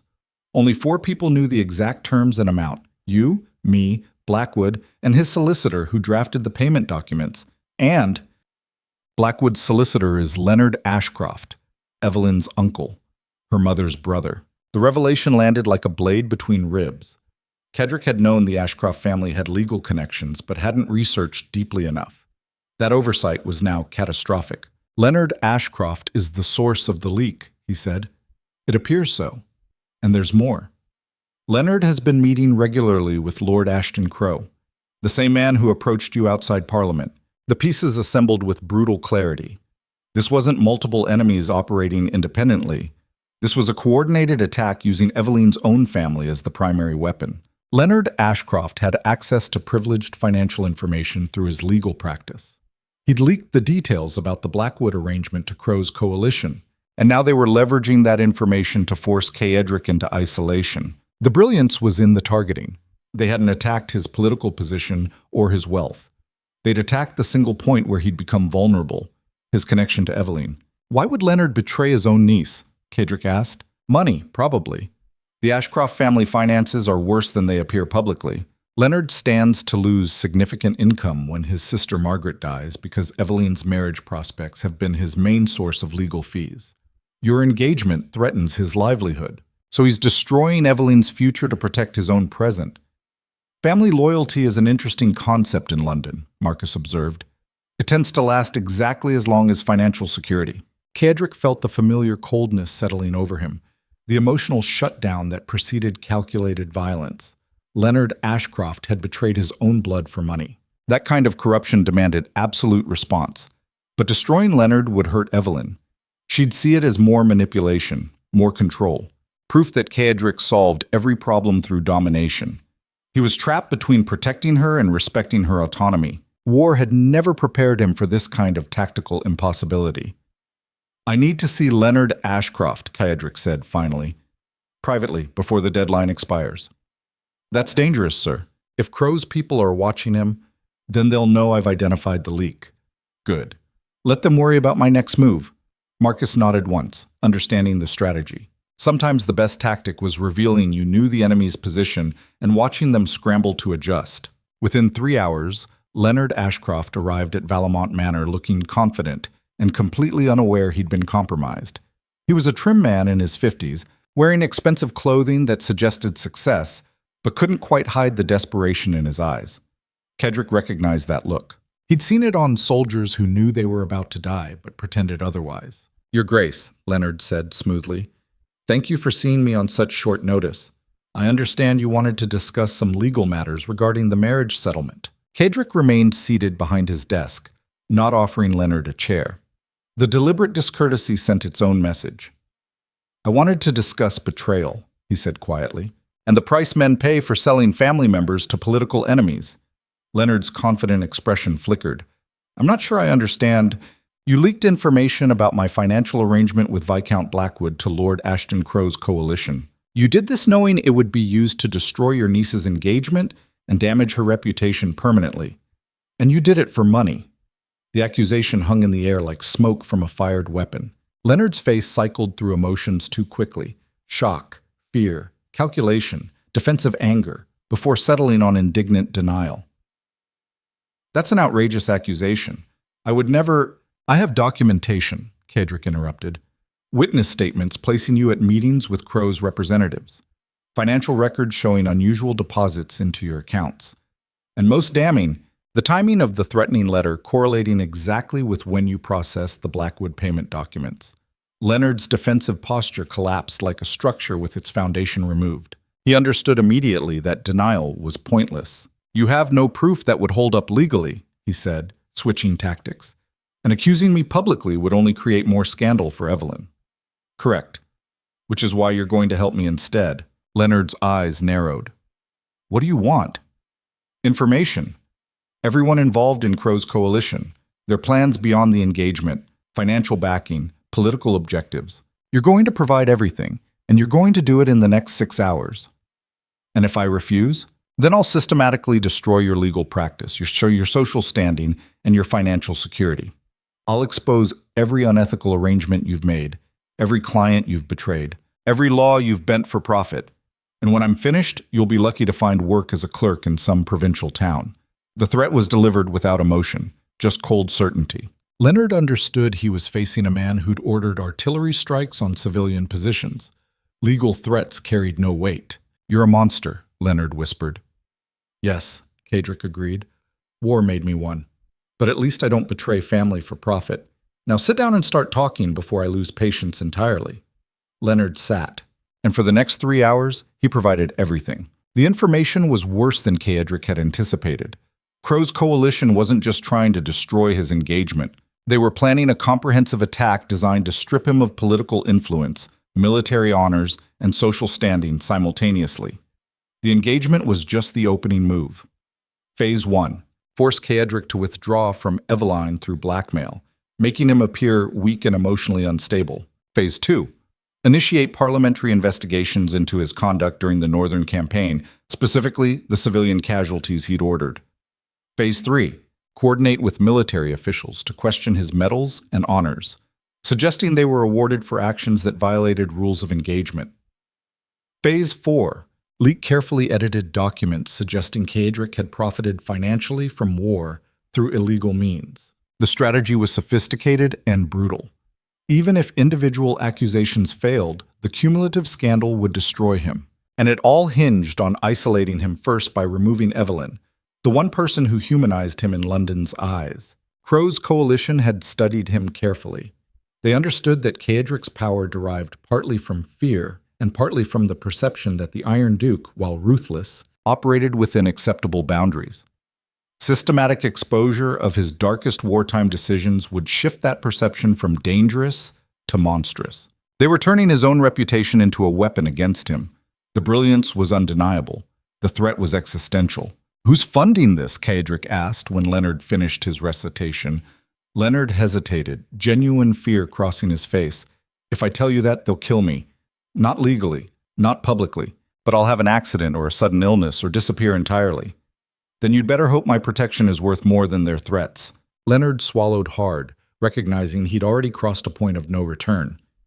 Duke of Somerset, he's been planning this for 18 months. Since you returned from war and refused his alliance proposal, the revelation was almost anticlimactic. Somerset was one of England's oldest titles, more powerful politically than Valemont, with connections reaching into the crown itself. He'd approached Caedric shortly after his return, suggesting a partnership that would have made Somerset the primary power in Parliament with Caedric as his military enforcer. Caedric had refused. Apparently, Somerset didn't accept refusal gracefully. Now, Caedric faced an impossible tactical situation. Fighting Somerset directly meant political warfare he couldn't win. The man had decades of established relationships and institutional support, but surrendering meant accepting isolation and eventual destruction. The only viable strategy was the one Eveline had already identified as his fundamental flaw: domination through overwhelming force before enemies could consolidate position. Caedric stood abruptly. "You're going to deliver a message to Crow. Tell him I know everything. Tell him Somerset's involvement is documented. Tell him I have 48 hours of counterintelligence ready to deploy if they proceed. And tell him that if anything happens to Miss Ashcroft or her family, I will burn London's aristocracy to ashes, starting with everyone involved in this conspiracy." Leonard looked genuinely terrified. "That's not a message. That's a declaration of war." "Yes. Now get out of my house before I change my mind about letting you leave alive." Leonard fled like a man escaping execution. Marcus materialized from where he'd been observing in the shadows. "That was reckless, sir. Somerset will accelerate his timeline now." "Good. Let him. I'd rather fight an enemy who's rushing than one who's patient." "And Miss Ashcroft? How does she factor into this new strategy?" Caedric felt something twist in his chest. The recognition that every decision he made pulled Eveline deeper into danger she'd never asked for. "She needs to know everything," he said quietly, "before Somerset's people can spin their version, before she learns about it from someone weaponizing the information. She needs the truth from me directly, even if the truth destroys what's left between you, especially then. Because if we're going into war, she deserves to choose whether she's fighting beside me or escaping while she still can." Eveline received his request for an immediate meeting with obvious reluctance. Her response came via a terse note: "The garden at Ashcroft House, 1 hour. Come alone." Caedric recognized the strategic choice. The garden was semi-public, preventing truly private confrontation but allowing serious conversation. She was protecting herself from intimacy while leaving room for honesty. He arrived exactly on time, finding her standing beside a frozen fountain wearing a dark cloak that made her almost invisible against winter-bare trees. The afternoon was brutally cold, breath-fogging, the kind of weather that discouraged lingering. "Your Grace," she said formally, "I assume this is urgent given your insistence." Caedric remained several feet away, respecting the distance she'd established. "It's urgent and complicated, and will probably confirm every suspicion you have about my methods. Then perhaps you should speak quickly before I decide this conversation isn't worth freezing for." He told her everything. Leonard's betrayal, Crow's coalition, Somerset's 18-month campaign, the planned attacks on his military record and political standing, the strategy of using her as the opening move in a comprehensive destruction. Eveline listened without interruption, her expression impossible to read. When he finished, silence filled the frozen garden like something physical. "So I'm a tactical objective," she said finally. "The vulnerable point in the Iron Duke's armor. The piece Somerset identified as worth attacking because removing me isolates you before the real assault begins. That's their strategy, yes. And your counter-strategy involves telling me this because you deserve to know you're in danger, because hiding information from you has already damaged what little trust existed between us, and because if we're going to survive what's coming, you need to choose your position with full knowledge." Eveline turned away, studying the frozen fountain with apparent fascination. The ice was crystal clear, preserving autumn leaves in perfect suspension. "You're asking if I'll stay engaged to you despite knowing I'm being used as a weapon against you. I'm asking if you understand the stakes clearly enough to make an informed decision. That's the same thing phrased differently. No. One assumes your decision. The other respects your autonomy to choose." She looked back at him, and Caedric saw something he hadn't expected in her expression. Not fear, not anger. Something colder and more calculating. "Tell me what you haven't said, Your Grace." The part you're avoiding because it reveals something you'd rather keep hidden. The observation was too accurate.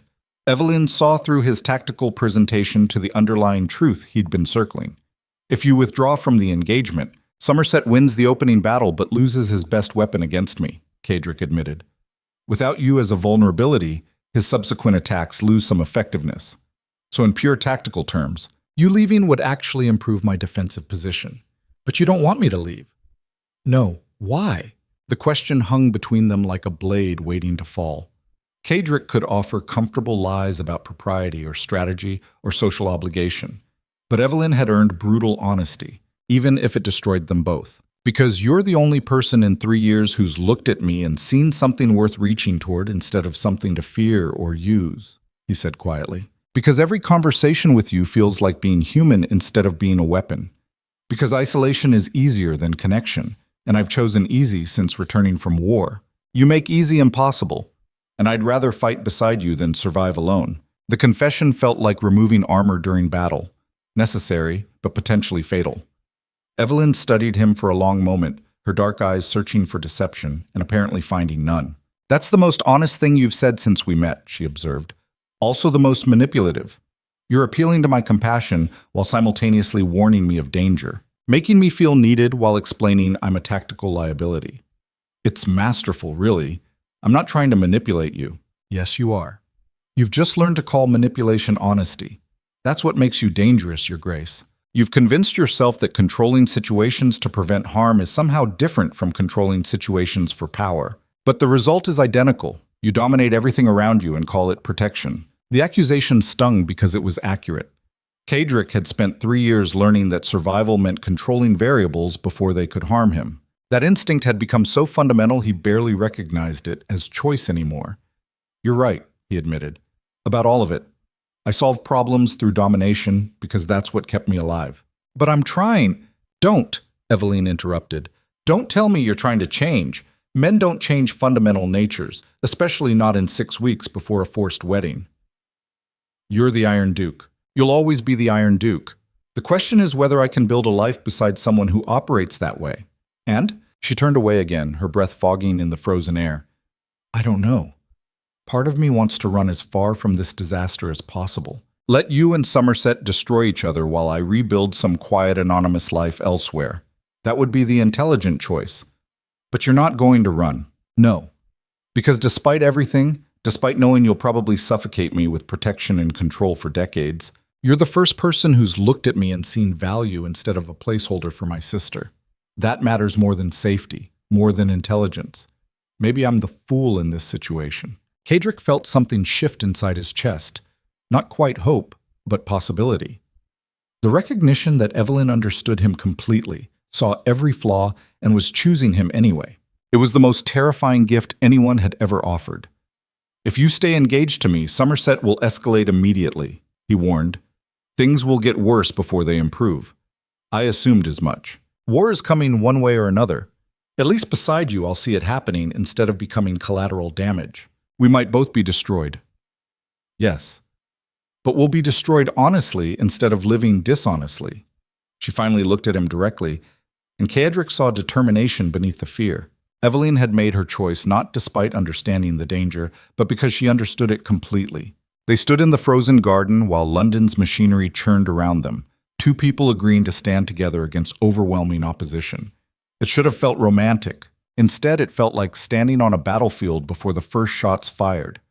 Necessary, terrifying, absolutely inevitable. But Somerset's response came faster than anticipated. Caedric was reviewing defensive strategies with Marcus when a messenger arrived bearing an official summons. Not a letter. A formal parliamentary document requiring his appearance before a special committee investigating conduct during the Northern Campaign. The hearing was scheduled for 3 days from now. They're not waiting for the engagement deadline, Marcus observed. They're attacking directly. Because I revealed I knew about the conspiracy, Caedric said.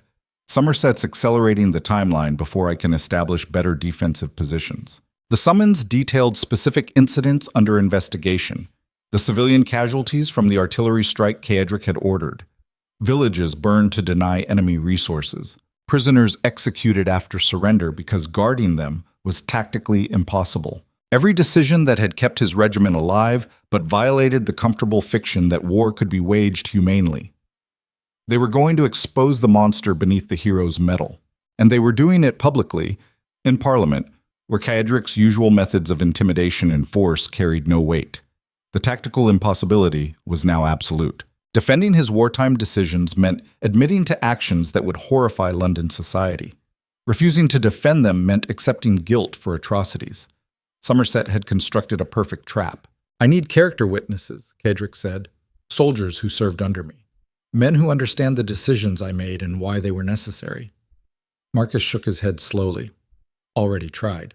Most of your regiment scattered after demobilization. The ones I've found are either too traumatized to testify coherently or were discharged dishonorably for crimes committed after returning home. Somerset's people got to them first. Then I'll defend myself alone. Against politicians who've never seen combat? They'll crucify you, sir. They'll make you explain tactical necessities to men who think war is won through noble gestures and cavalry charges." Caedric felt the familiar coldness settling deeper. This was what defeat looked like. Not losing on the battlefield, but losing in rooms full of comfortable men who'd never had to choose between moral clarity and survival. "There has to be something," Marcus insisted. "Some angle Somerset hasn't covered." Caedric thought through possibilities, his tactical mind running scenarios and finding every avenue blocked. Somerset had spent 18 months preparing this assault. He'd anticipated counter-strategies, eliminated witnesses, controlled the narrative before Caedric even knew he was under attack. Unless a single possibility emerged from the tactical impossibility. Dangerous. Potentially catastrophic. But the only move Somerset might not have anticipated because it required Caedric to weaponize his own vulnerability. "I need Eveline at that hearing," he said. Marcus stared at him. "Sir, you can't bring her into parliamentary proceedings. It's unprecedented. Women don't testify in military investigations." "Exactly. Which is why Somerset won't expect it. He's built his entire strategy around isolating me and exposing my wartime actions as monstrous. But if Eveline stands beside me publicly, before Parliament, and explains who I am beyond those decisions, they'll dismiss it as emotional manipulation." Probably. But it changes the narrative from monster to complicated man. And complicated men don't get destroyed as easily as monsters. It was a desperate strategy. Using Eveline as a shield against Somerset's attack, exactly the kind of manipulation she'd already accused him of. But Caedric was out of alternatives. Survival meant utilizing every available resource, even if that resource was the woman he'd promised to protect. The realization of what he was about to do settled over him like inevitability. He was going to fail her, not through absence or neglect, but through necessity. By dragging her into parliamentary warfare and using her as a tactical piece despite every promise about respecting her autonomy. War had taught him that survival sometimes required becoming exactly what you feared most. Apparently peacetime required the same thing. Bite-basits. Eveline arrived at Valemont Manor within an hour of his request. She entered the study with obvious apprehension, taking in Marcus's presence and the parliamentary summons spread across Caedric's desk. "The hearing is in 3 days," she observed. "They're moving fast." Caedric gestured for her to sit. She chose the chair with the clearest exit route, tactical awareness she'd probably learned from watching London social warfare. "I need to ask something that will confirm every fear you have about my methods," he said without preamble. "Then perhaps you should rethink asking it. I don't have that luxury. Somerset has structured this hearing to expose my wartime decisions in the worst possible light. Every action that kept my regiment alive will be presented as atrocity. Every tactical necessity will become evidence of monstrosity. And I have no effective defense because explaining combat decisions to men who've never faced combat is impossible. So you want me to humanize you before Parliament?" The statement was so direct it almost made Caedric laugh. Eveline saw through strategy to core objectives instantaneously. "Yes. I want you present at the hearing, visible as my fiancée, available to testify if necessary about who I am beyond those wartime choices." "You want to use me as a shield," she said flatly. "The overlooked woman who somehow saw value in the monster. The redemption narrative that makes your actions palatable to comfortable politicians. That's accurate. And if I refuse, then I face the hearing alone and probably lose everything. My military honors, my political influence, my social standing. Somerset will achieve exactly what he's planned for 18 months. Eveline stood abruptly, pacing to the window with visible agitation.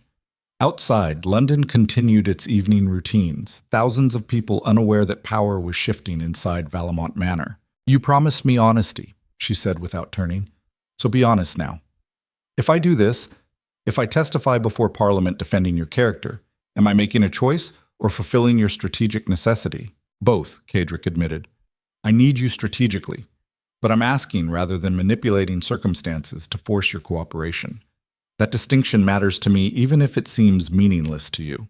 "It's not meaningless. It's just insufficient. You're asking me to publicly tie myself to your darkest actions, to stand before London's highest authorities and explain why the man who ordered villages burned deserves understanding. That's not just strategy. That's asking me to compromise my own principles for your survival." "Yes. And if I refuse? If I say this crosses a line I won't accept?" Caedric met her eyes directly. "Then I respect that decision and face Somerset alone. I won't coerce you, won't manipulate circumstances to force your hand. You have absolute choice here." The silence stretched between them while Eveline studied him, searching for deception. Marcus remained motionless near the door, a silent witness to negotiations that would determine multiple futures. "Tell me about the artillery strike," Eveline said finally. "The one that killed civilians. Somerset's people will use that as their primary evidence. I need to understand it completely before deciding whether I can defend it." Caedric felt his throat tighten.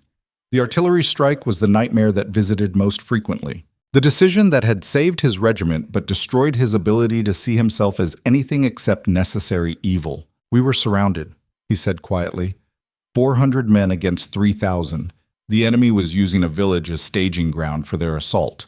Civilians were sheltering in the church. My scouts confirmed women and children. But tactical necessity was absolute. Either I destroyed the staging ground or my entire regiment would be slaughtered within hours. "So you ordered the strike." "I calculated acceptable losses. The enemy forces versus the civilian casualties versus my regiment's survival. The mathematics were brutal but clear. 400 men I was responsible for versus approximately 70 civilians I had no strategic obligation toward. I chose my men, and the civilians died. All of them. The church took a direct hit. The entire structure collapsed. I remember the smoke rising over the village while my regiment escaped through the gap that strike created." Eveline turned from the window, her expression unreadable. "Do you regret it?"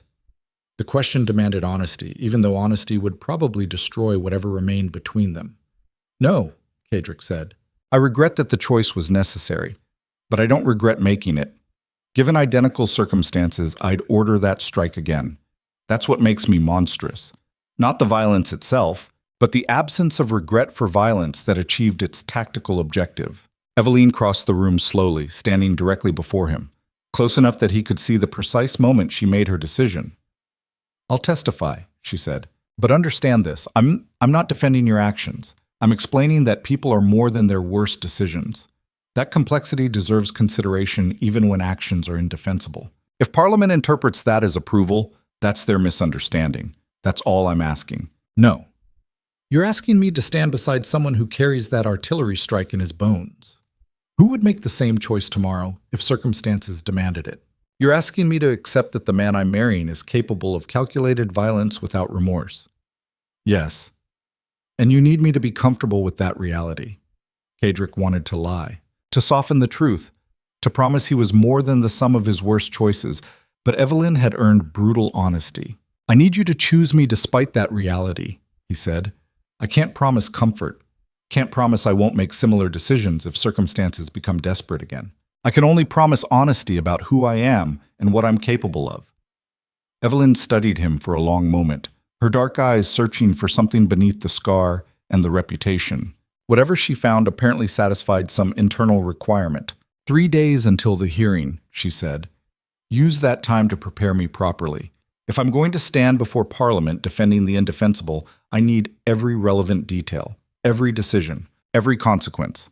No strategic omissions. Agreed. And after the hearing, regardless of outcome, we're establishing new rules between us.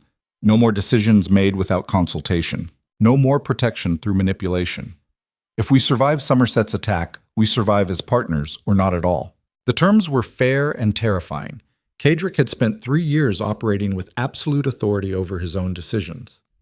Partnership required surrendering that authority to shared choice. It felt like removing armor during active combat. It felt absolutely necessary. Agreed, he said. Eveline left without another word, leaving Caedric and Marcus alone in the study while twilight settled across London.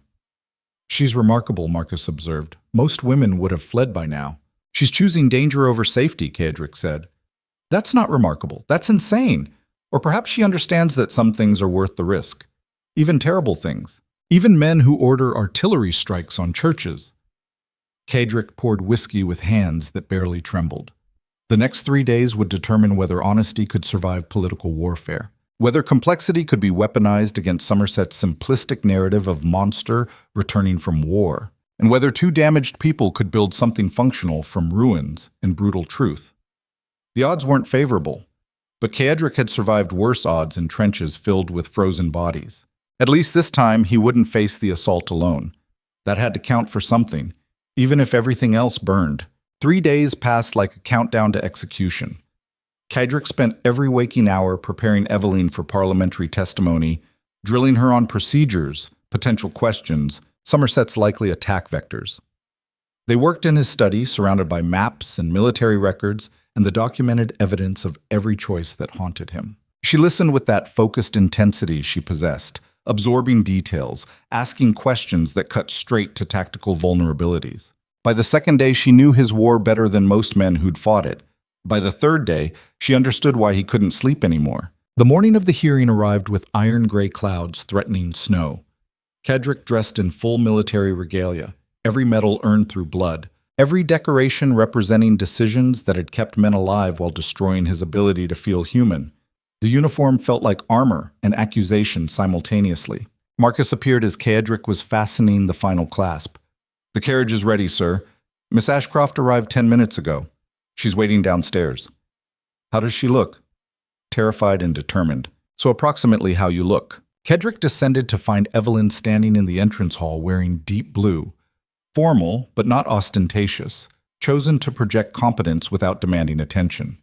Her face was pale, but composed. When she saw him in full uniform, something flickered in her expression. Recognition of the man who'd ordered artillery strikes mixed with understanding of the person beneath the medals. "Your Grace," she said formally. "Miss Ashcroft." They rode toward Parliament in tense silence while London woke around them. Marcus sat across from them, checking weapons concealed beneath his coat, old habits from war, maintaining readiness for violence that probably wouldn't come but might. "Somerset will try to isolate you during questioning," Caedric said finally. "Make you defend positions you can't possibly support.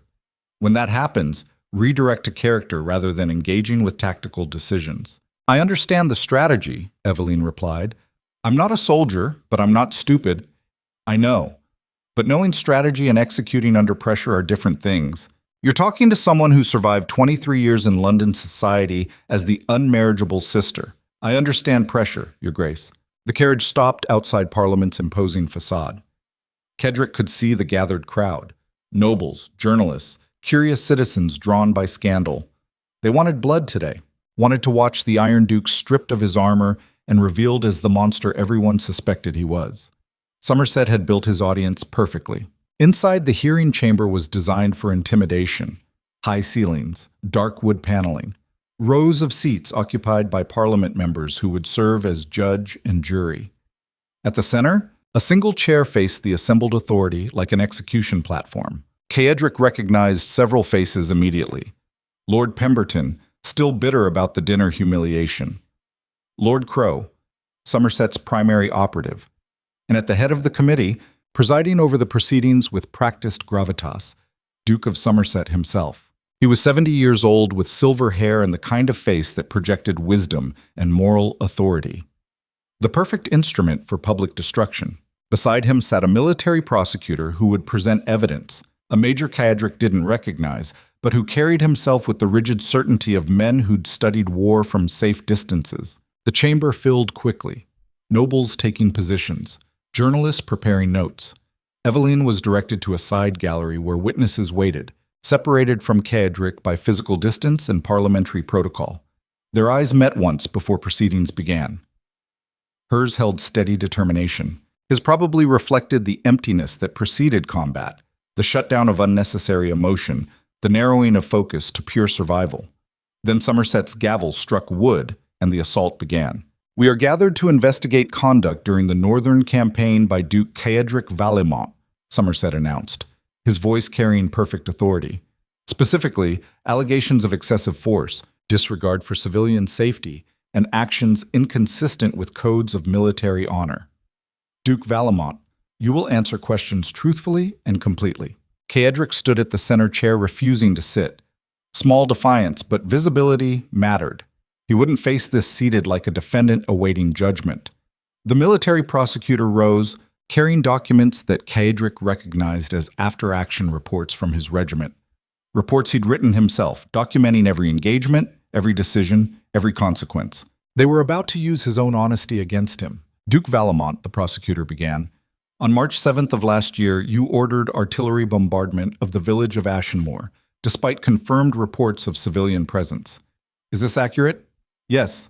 "How many civilians were estimated to be sheltering in that village?" "Approximately 70. Most in the church structure." "And you ordered the bombardment regardless?" "The tactical situation required it. Enemy forces were staging from that position for an assault that would have destroyed my regiment, so you chose your men's lives over civilian lives. I chose the mission objective I was ordered to complete. Protecting my regiment was essential to that objective." The prosecutor smiled slightly, the expression of someone who'd received exactly the answer they wanted. "You calculated acceptable losses," he said.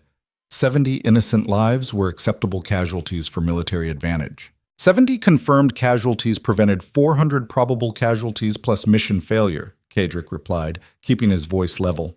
"That's not callousness. That's command responsibility during active combat. Command responsibility."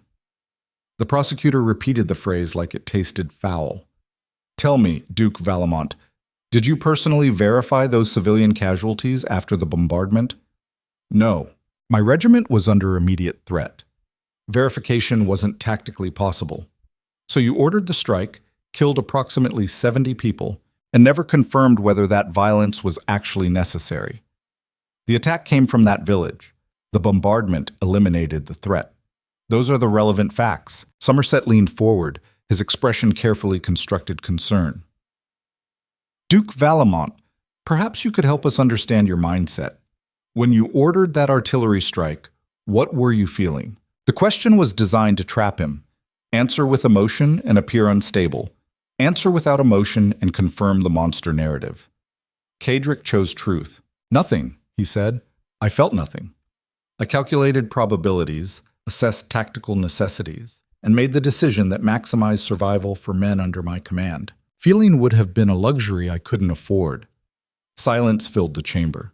Nobles shifting in their seats, journalists writing frantically. Somerset's expression shifting to something like satisfaction. "You felt nothing," Somerset repeated slowly. "While ordering the deaths of 70 civilians, you felt nothing at all." "Correct. And now? Looking back on that decision, what do you feel now?"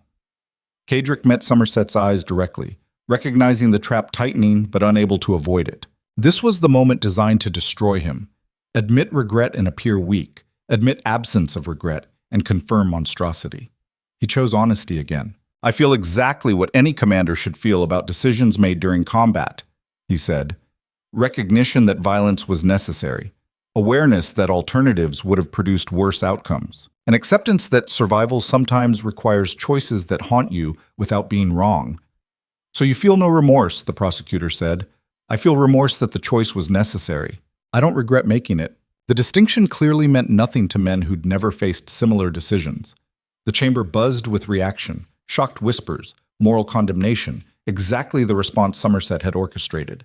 Caedric understood that he was losing. Not through Somerset's skill, but through fundamental incompatibility between combat reality and civilian judgment. These men wanted war to be noble, wanted command to mean heroic gestures rather than calculated violence. They couldn't accept that survival often required becoming exactly what they feared. The prosecutor continued through other incidents. Villages burned to deny enemy resources. Prisoners executed because guarding them was impossible. Forced marches that killed men through exhaustion because stopping meant death for everyone. Every decision that had kept his regiment operational became evidence of barbarism. 2 hours passed this way, question after question designed to reveal the monster beneath the metals. Caedric answered everyone with brutal honesty, because lying would have been easier but more corrosive. These men wanted him to perform regret he didn't feel, to pretend combat operated by rules that existed only in parliament chambers. He refused. If they were going to destroy him, they'd do it while confronting actual war, rather than comfortable fiction. Finally, Somerset raised his hand, silencing the prosecutor. "I think we've heard sufficient testimony from Duke Valemont regarding his actions," he said. "Now let's discuss character. The Duke has recently become engaged to Miss Eveline Ashcroft, who I understand is present today." Somerset's gaze found Eveline in the witness gallery. She met his eyes without flinching. "Miss Ashcroft has offered to provide testimony regarding Duke Valemont's character," Somerset continued. "Given the serious nature of these proceedings, I believe her perspective may be valuable. Miss Ashcroft, would you please approach?" Eveline stood and walked to the center position with steady composure. Every eye in the chamber tracked her movement.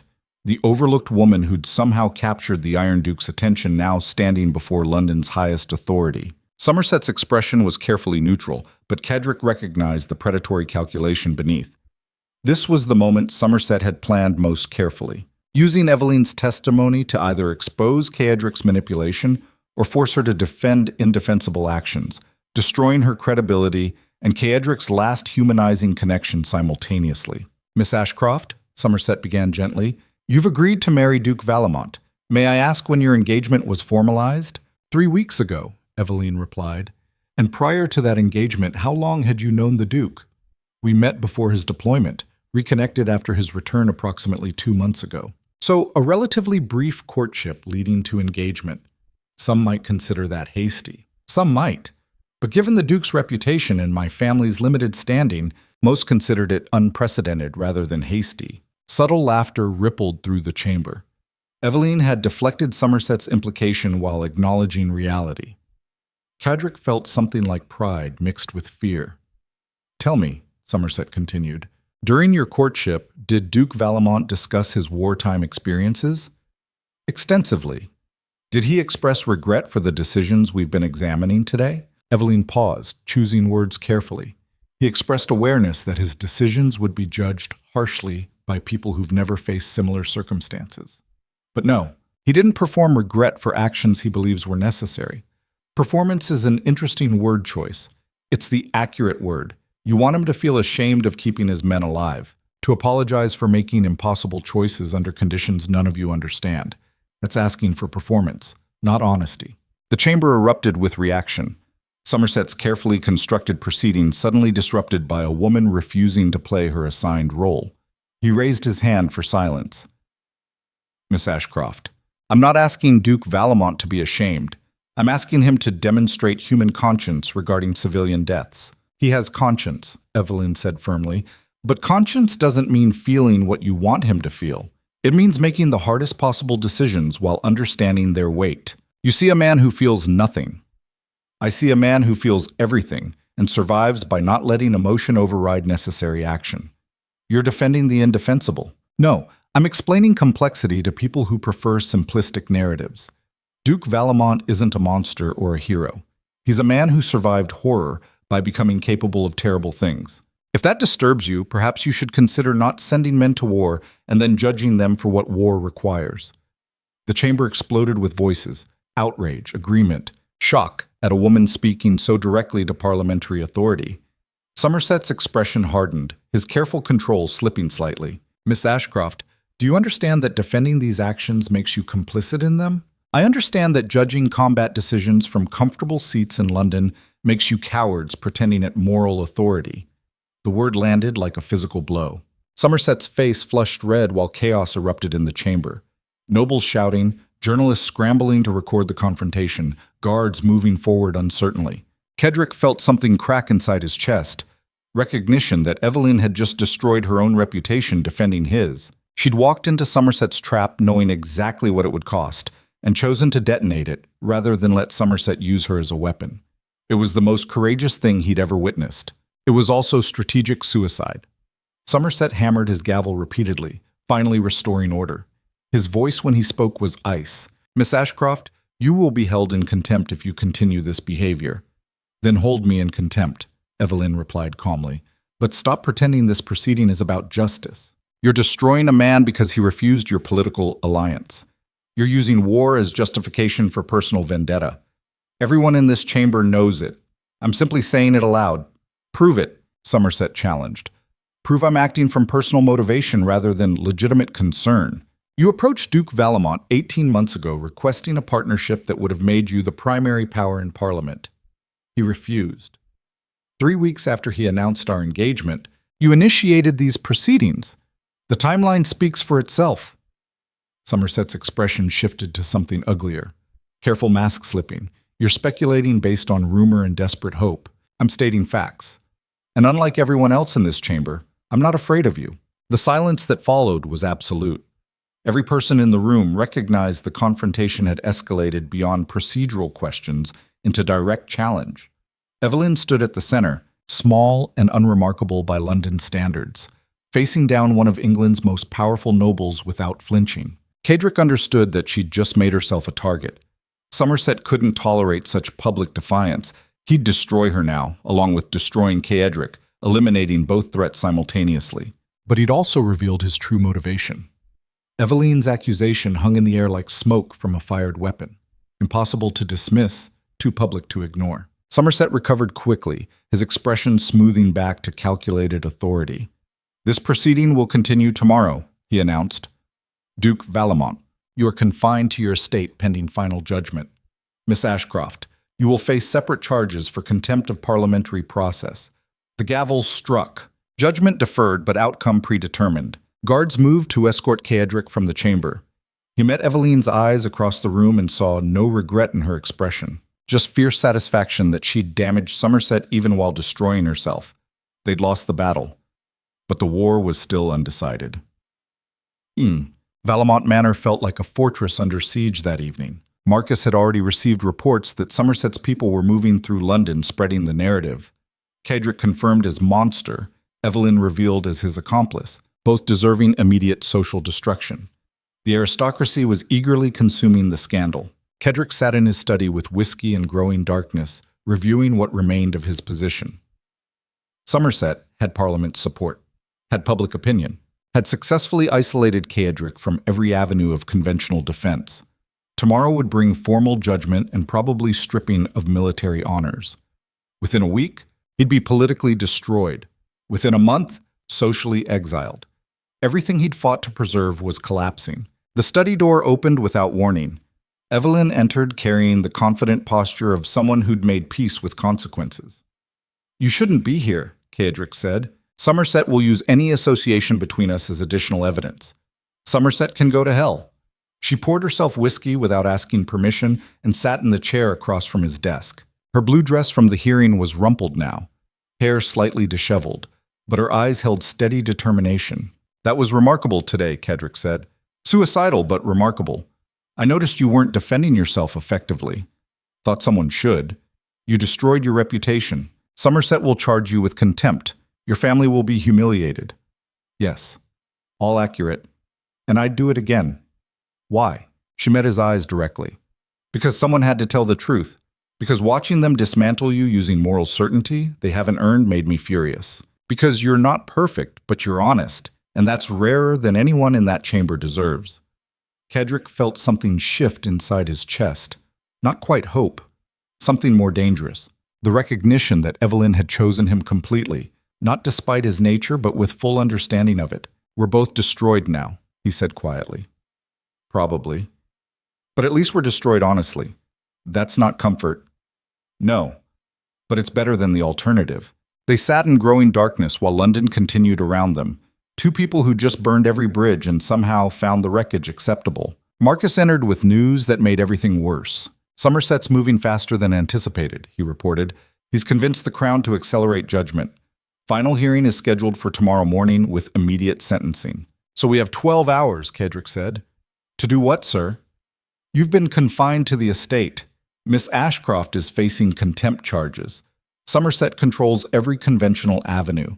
Then we use unconventional avenues. Caedric stood abruptly. his tactical mind shifting from defense to offense. Somerset had spent 18 months building this trap. But traps worked both ways. The more elaborate the construction, the more vulnerable it became to targeted destruction. The Duke of Somerset built his entire strategy on controlling narrative and maintaining moral authority, Caedric said. What happens if we remove that authority? How? Marcus asked. He's one of the most respected nobles in England. Publicly respected. But respect is performance. Underneath, he's as corrupt as anyone. We just need to prove it. With what evidence? We have 12 hours and no access to his records. We have Leonard Ashcroft, Eveline said quietly. Both men turned to look at her. She was leaning forward now, something calculating in her expression. My uncle provided intelligence about Somerset's conspiracy, she continued. That means he has connections deep enough to access information Somerset wants hidden. And Leonard is currently terrified of both you and Somerset. Fear makes people cooperative. Caedric felt his tactical mind catching the strategy. Leonard Ashcroft was weak, compromised, and desperately trying to survive between two powerful forces. That position made him valuable. Marcus, bring Leonard here, Caedric ordered. Quietly. No one can know. Sir, kidnapping a solicitor is not kidnapping, protective custody. For his own safety. Do it. Marcus departed while Caedric turned back to Eveline. You understand what we're planning here. Using your uncle to obtain evidence that might not exist. Threatening him with exposure if he refuses to cooperate. It's exactly the kind of manipulation you've been accusing me of. Yes. But Somerset crossed a line today. He tried to destroy you using parliamentary authority as cover for personal vendetta. That requires response. You're comfortable with this? No. But comfortable has never been an option for either of us. We adapt or we die. The statement could have been Caedric's own philosophy. War had taught him that survival meant abandoning comfort for necessity. Eveline had apparently reached the same conclusion through London's social warfare. They were more alike than either had acknowledged. 2 hours later, Leonard Ashcroft arrived at Valemont Manor, looking exactly like a man who'd been grabbed off the street by former soldiers. Marcus deposited him in Caedric's study while Eveline watched her uncle with cold assessment. Your Grace, Leonard stammered. I don't understand. You're going to provide evidence of Somerset's corruption, Caedric interrupted. Financial crimes, political bribes, anything that destroys his moral authority. I don't have that kind of information. Yes, you do. You've been Somerset's solicitor for 15 years. You process his payments, manage his accounts, handle his confidential matters. You know where everybody is buried. That's privileged information. It could be disbarred. And if you refuse, I'll expose your role in the conspiracy against me. I'll reveal that you betrayed your own niece for money. I'll ensure you never practice law again. Your choice. Leonard's face cycled through emotions. Fear, calculation, desperate hope for escape. Finally landing on resignation. If I provide this information, do I have your protection from Somerset's retaliation? You have my word that I'll ensure your survival. But Leonard, if you're lying or holding back, there's no protection from what I'll do to you. The threat was clear. Leonard swallowed hard and nodded. He has offshore accounts, payment records for parliamentary votes, correspondence proving he manipulated military appropriations for personal profit, everything you need to destroy him. Show me, Caedric said. Dawn broke over London with the kind of cold clarity that preceded storms. Caedric stood in his study surrounded by documents Leonard had produced. Years of carefully hidden corruption, each piece damning individually, catastrophic collectively. Somerset had built a fortune through illegal manipulation while publicly projecting moral authority. The evidence was overwhelming. The timing was impossible. The final hearing was scheduled for 10 o'clock. Caedric had 3 hours to deploy evidence that would take days to properly authenticate. Somerset would simply dismiss it as desperate fabrication, unless Caedric changed the battlefield entirely. Marcus, he said, I need every journalist in London contacted immediately. Tell them the Duke of Valemont is providing exclusive evidence of corruption at the highest levels. Make it sound like the story of the decade. You're going public before the hearing? I'm forcing Somerset to defend himself in the same court of public opinion he used against me. If he's scrambling to manage scandal, he can't maintain control of parliamentary proceedings. That's dangerously close to extortion, sir. It's war. Somerset chose the battlefield. I'm simply expanding it beyond his expectations. Eveline entered wearing the same dress from yesterday's hearing. She looked exhausted and fiercely determined. The journalists will come, Caedric told her. Within 2 hours, this evidence will be circulating through London. Somerset will be forced to respond publicly. And if he calls it fabricated, then we invite independent auditors to examine his accounts, force him to accept verification, or look guilty through refusal. It's a good strategy, she said, but it requires you to abandon any remaining moral high ground. You're threatening to destroy a man using illegally obtained evidence. Yes. Does that disturb you? A month ago it would have. Now I understand that survival sometimes means becoming exactly what you're fighting against. The admission was stark. Eveline had entered this situation believing in clean solutions and noble choices. Somerset's assault had burned that naivety away, leaving someone harder and more pragmatic. Caedric recognized the transformation. War created it constantly. The loss of illusion, the acceptance of necessary evil, the understanding that winning mattered more than moral purity. He'd inadvertently turned her into a version of himself. That realization should have brought satisfaction. Instead, it felt like loss. The journalists arrived in waves over the next 90 minutes.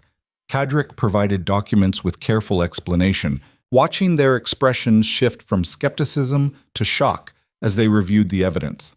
Somerset's corruption wasn't speculation anymore. It was documented, systematic, undeniable. By 9 o'clock, early editions were hitting the streets. Headlines screaming scandal. The Duke of Somerset exposed.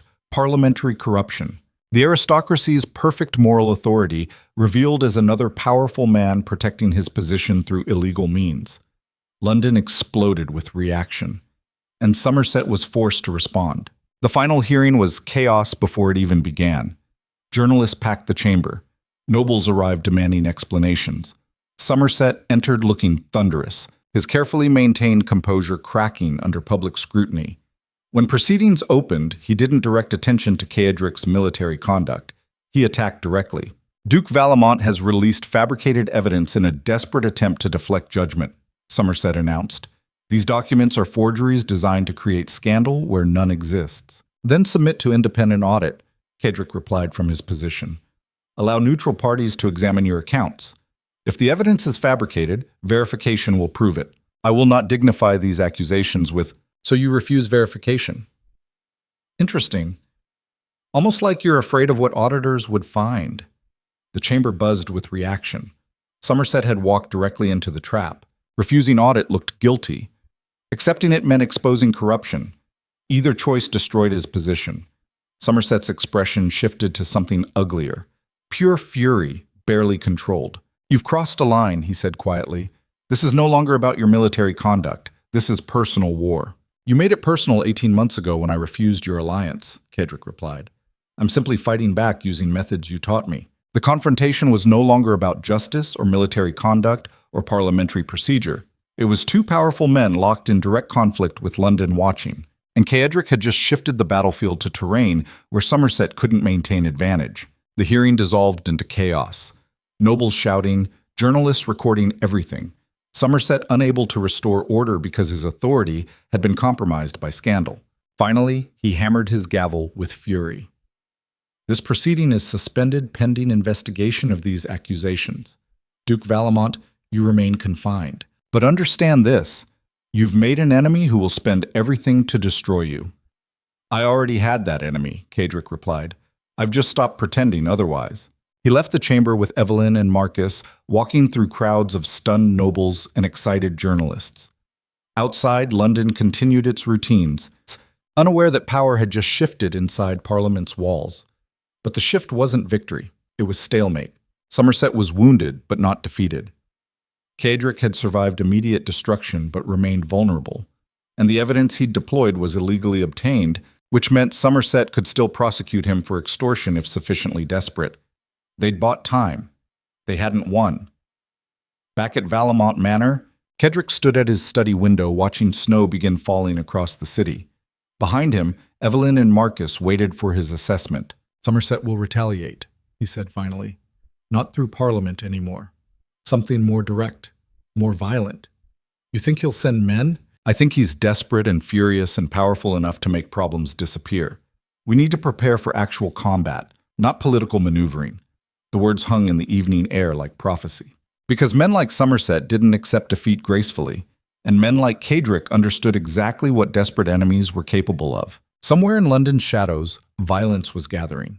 The question was whether they'd see it coming before it arrived. Violence came 3 nights later, exactly when Caedric's instincts predicted it would. He was reviewing defensive preparations in his study when glass shattered in the east wing. Not the sound of accident, the deliberate percussion of forced entry. Marcus was moving before the echo faded, weapons appearing in his hands with practiced efficiency while shouting erupted from the lower floors.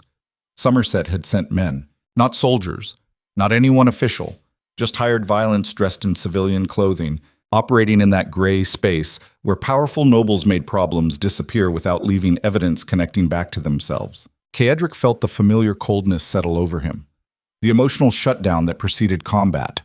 War had carved this response so deep into his bones that it activated before conscious thought.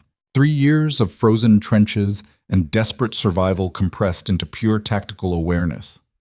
"How many?" he asked Marcus, his voice flat. "At least 6 breached the perimeter, possibly more outside. They're professional, sir," moving with coordination. Eveline was in the library. "Get her to the panic room, now!" Marcus hesitated for one crucial second. "Sir, you can't—" "That's an order. Protect her first. I'll handle the immediate threat." Marcus departed at a run while Caedric opened the locked cabinet behind his desk. Inside were weapons he'd kept from the war. Not decorative swords or ceremonial pieces, actual killing instruments. He selected a military saber and a loaded pistol, checking the mechanisms with hands that barely trembled. The study door exploded inward. 2 men entered simultaneously, moving with the confidence of professionals who'd done this work before. One carried a club, the other a blade long enough to gut a man efficiently.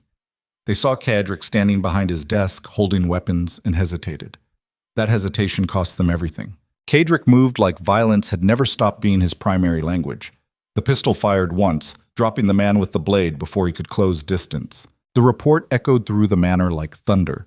The second man rushed forward with his club raised, but Caedric was already moving, sliding beneath the swing and driving the saber up through the attacker's ribcage with precision learned in 100 close engagements. The man died quickly, relatively clean.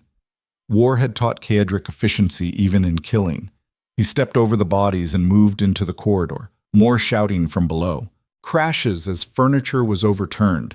The sound of Marcus's voice barking orders to household staff who'd probably never expected their employment to include actual combat. Caedric descended the main staircase to find chaos in the entrance hall. 4 more attackers were engaging with Marcus and 3 former soldiers from Caedric's regiment who served as estate security. Blood already stained the marble floors. One attacker was down, clutching a stomach wound. Another circled Marcus with a knife, looking for an opening that wouldn't come. The attackers saw Caedric on the stairs, and their formation faltered. The Iron Duke wasn't supposed to engage personally. He was supposed to hide behind guards, while hired violence handled the wet work. Seeing him covered in blood holding weapons with obvious competence shattered their tactical assumptions. That moment of uncertainty was fatal. Caedric came down the stairs like judgment rendered physical. The nearest attacker turned to face him and died before completing the movement, Caedric's saber opening his throat in a single economical motion. The second managed to raise his weapon, but couldn't match speed born from desperation and 3 years of survival. Caedric's blade found the gap between his ribs, while the pistol fired again, dropping a third man attempting to flank Marcus. The remaining attackers broke and ran, professional discipline evaporating when confronted with violence more efficient than their own. They scrambled for exits while Marcus's men pursued with controlled aggression. Silence settled over the entrance hall, broken only by labored breathing and the wet sounds of dying men. Caedric stood among the wreckage, feeling nothing. No triumph, no horror, just the familiar emptiness that followed combat. War had taught him that killing was just another skill. Survival meant applying that skill without hesitation or remorse. Coming home hadn't changed that fundamental reality. It had just revealed how incompatible such skills were with civilization. Marcus appeared from the east wing looking grim. "Miss Ashcroft is secure in the panic room. 2 more attackers are dead upstairs. The rest fled. Total count, 7 dead, 3 escaped. Casualties on our side? 1 guard with a knife wound. Survivable. Otherwise minor injuries." Caedric nodded once, his tactical mind already processing implications. Somerset had sent professionals to eliminate him quietly. The attack had failed catastrophically. Now Somerset faced a choice: escalate further or retreat. Men like Somerset rarely retreated. "Get this cleaned up," Caedric ordered, discreetly. "I don't want Metropolitan Police involvement yet. And send word to Somerset. Tell him his men failed. Tell him if he sends more, I'll stop being civilized about this conflict." "Sir, that's essentially admitting you killed his people. He sent them to kill me. Everyone involved understands the situation. Now I'm clarifying the cost of further escalation." Marcus departed to coordinate while Caedric stood alone in the blood-stained entrance hall. Bodies were being removed, evidence disappearing. The machinery of power erasing violence so London society could continue pretending civilization was anything except a thin veneer over fundamental brutality. This was what men like him existed for: to do the necessary violence so comfortable people could sleep without acknowledging what survival actually required. It had been true during the war. It remained true in London's drawing rooms and parliamentary chambers. The only difference was honesty about the transaction. Eveline emerged from the panic room an hour later after Marcus confirmed the estate was secure. She found Caedric in his study, cleaned of visible blood but still carrying violence in his posture. She stood in the doorway, studying him with that penetrating assessment he'd grown to expect. "Marcus told me what happened," she said quietly. 7 dead, 3 escaped. Standard engagement parameters. Standard. You're talking about men dying in your entrance hall, like it's a military briefing. It was a military engagement. Somerset sent professionals to kill me. I responded with appropriate force. Appropriate. She repeated the word like it tasted strange. "You killed people tonight, Caedric. Multiple people. And you're standing here completely calm like this is normal." The observation held no judgment, just recognition. Eveline seen precisely what he was beneath the title and the social performance. "This is who I am," he said. "War didn't make me capable of violence. It revealed that capacity and gave it purpose." "If that changes your perception—" "It doesn't change anything," she interrupted. "I already knew what you were capable of. I just hadn't seen it directly before. And now that you have?" She crossed the room slowly, stopping close enough that he could see exhaustion in her eyes.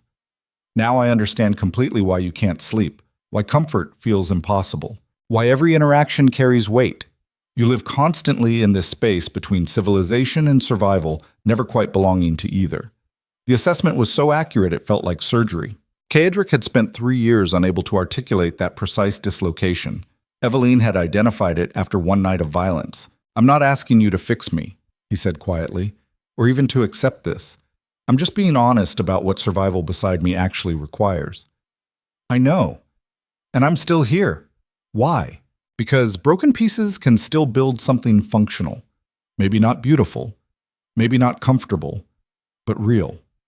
Honest. Worth the damage." She left him alone in the study while dawn broke across London.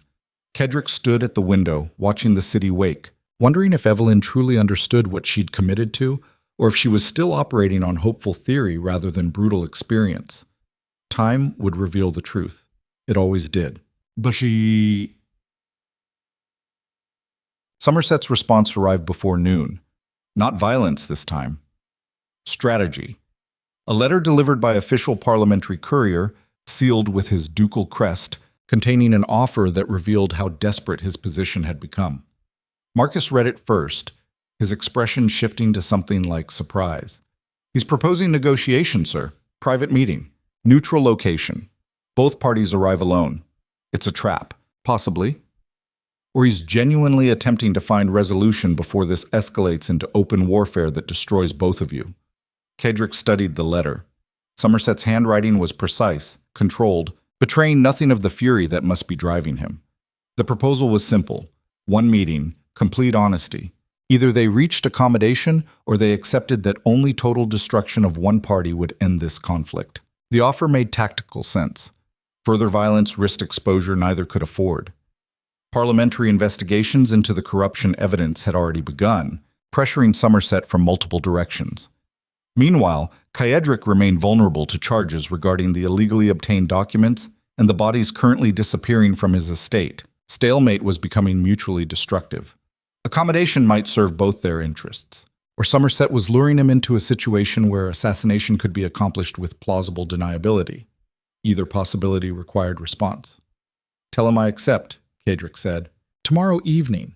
The old merchant house near the docks. Neutral territory, multiple exits, nowhere either of us controls completely. You're actually going, Marcus said flatly. Yes. Sir, this is what I need to do. Somerset and I understand each other now, both capable of extreme violence, both trapped by our own escalation. Either we negotiate or we destroy London, trying to destroy each other. The meeting serves everyone's interests, and if he tries to kill you anyway, then you ensure Eveline is protected and Somerset faces consequences. But I don't think he will. This isn't about murder anymore. It's about two predators recognizing mutual threat and establishing territory. Marcus didn't look convinced, but accepted the decision with military discipline. Eveline was less accepting when informed. She confronted Caedric in his study with visible fury barely controlled. You're meeting Somerset alone. After he sent men to kill you 3 nights ago. Yes.